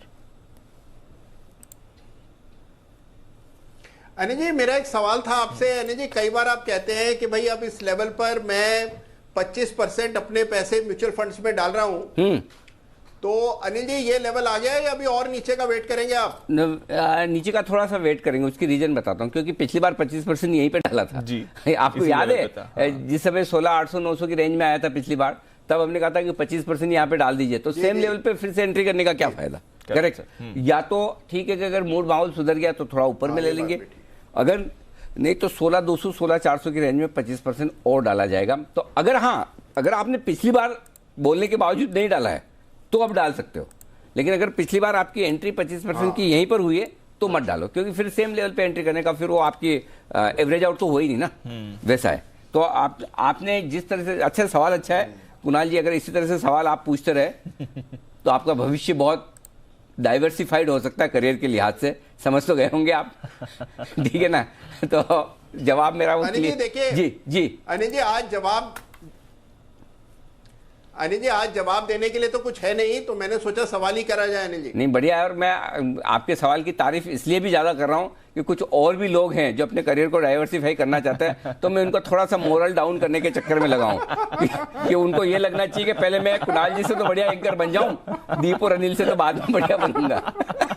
तो समझ तो गए होंगे आप, ठीक है ना। तो पहले कुणाल जी की बाधा पार की जाए, उसके बाद स्टूडियो तक पहुंचा जाए। एब्सोल्युटली, ठीक है ना दीप, बढ़िया, सेफ हो गए हम, थोड़ा सेफ्टी मिल गई हमें। बिल्कुल ठीक बात है। आइए, अच्छा बाजार बंद होने के बाद मुझे आपको कुछ अच्छे ट्वीट दिखाने पढ़ाने भी हैं, क्योंकि वो हमारे सारे दर्शकों ने बहुत सारे ट्वीट भेजे हैं और ये बहुत जोरदार सुमित जी छाए हुए एकदम, मतलब ट्वीट में तो पूछो मत। दीप छाए हुए हैं, सुमित जी छाए हुए हैं, कुणाल जी, राकेश जी तो है ही, आशु सर भी भयंकर छाए हुए हैं। सबसे ज्यादा तो आपके लिए आए वैसे गिफ्ट, मेरे लिए ज्यादा? हाँ, सबसे ज्यादा अच्छा। आपके आए गिफ्ट, और कुछ बड़े इंटरेस्टिंग नाम दिए। वर्चुअल मत भेजो, एक्चुअल वाले भेजो।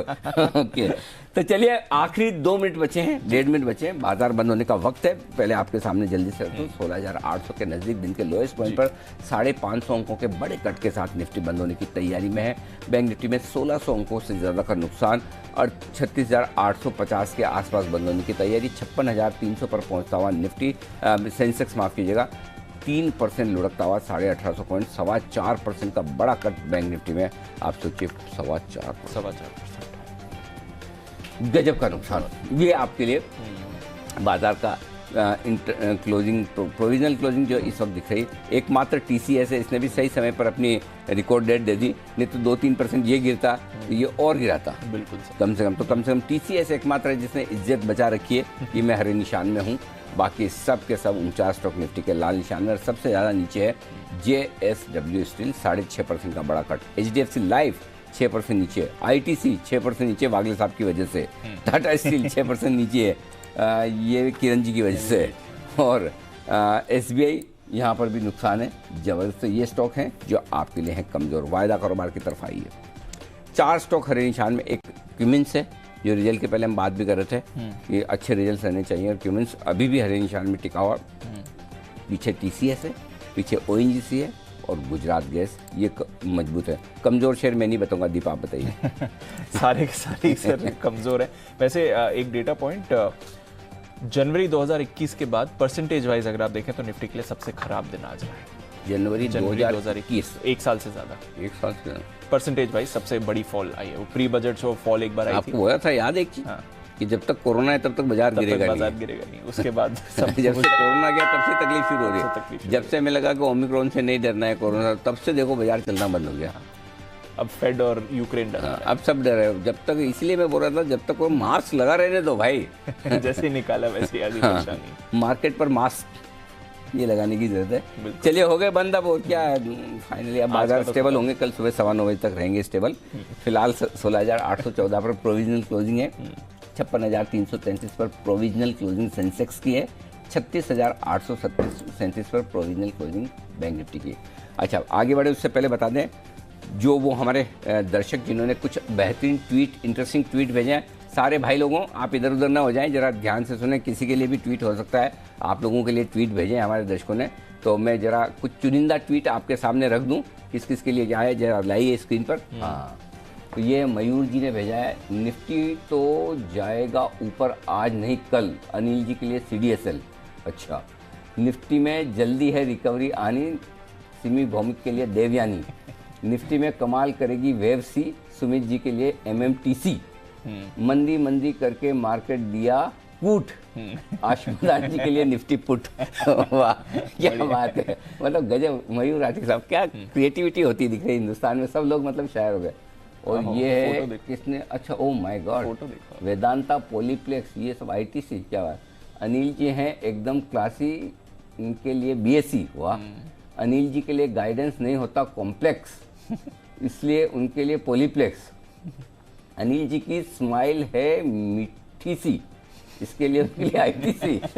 अनिल जी की बात उनका हर फैन है मानता, इसलिए उनके लिए वेदांता। अरे धन्यवाद आपका, सारे अच्छे वाले लिखे, जो नहीं चले वो नहीं लिखे कम से कम, बाकी बहुत सारे खराब भी है। ओके, और ये है प्रतीक सेंगानी साहब जिन्होंने जी बिजनेस, मार्केट लाल हो या हरा अपना कॉल कभी झुकेगा नहीं। ये सेठी साहब, अरे सेठी साहब की कॉपी बनाई है, इतने बात तो सेठी साहब के कभी भी नहीं थे भाई साहब, ये थोड़े ज्यादा लगा दिया आपने, लेकिन क्या बात है, जबरदस्त। और भी अच्छा एक और है, जरा लाइए वो भी आपके सामने रख दिया जाए। और ये है भारत जी बिजनेस, मेरी तरफ से राकेश बंसल जी और कुणाल सराव जी दोनों को पीडीलाइट स्टॉक गिफ्ट करूंगा, ताकि उनका चार्ट कॉर्नर की जोड़ी ऐसे ही बनी रहे, और राकेश जी पीडीलाइट के जोड़ से कहते रहे और टू कुणाल जी। वाह क्या बात है। हाँ एक और है, पढ़ दो, वैसे तो बहुत सारे हैं, मैं सारे पढ़ नहीं पा रहा हूँ, बहुत सारे काफ़ी ज़्यादा हैं। अनिल सिंघवी जी, मैं विकास सेठी जी को ITC गिफ्ट करना चाहूँगा। विकास जी कभी स्टॉप लॉस नहीं लगाते या प्रॉफिट बुकिंग नहीं करते, ITC में दोनों करने की जरूरत नहीं है।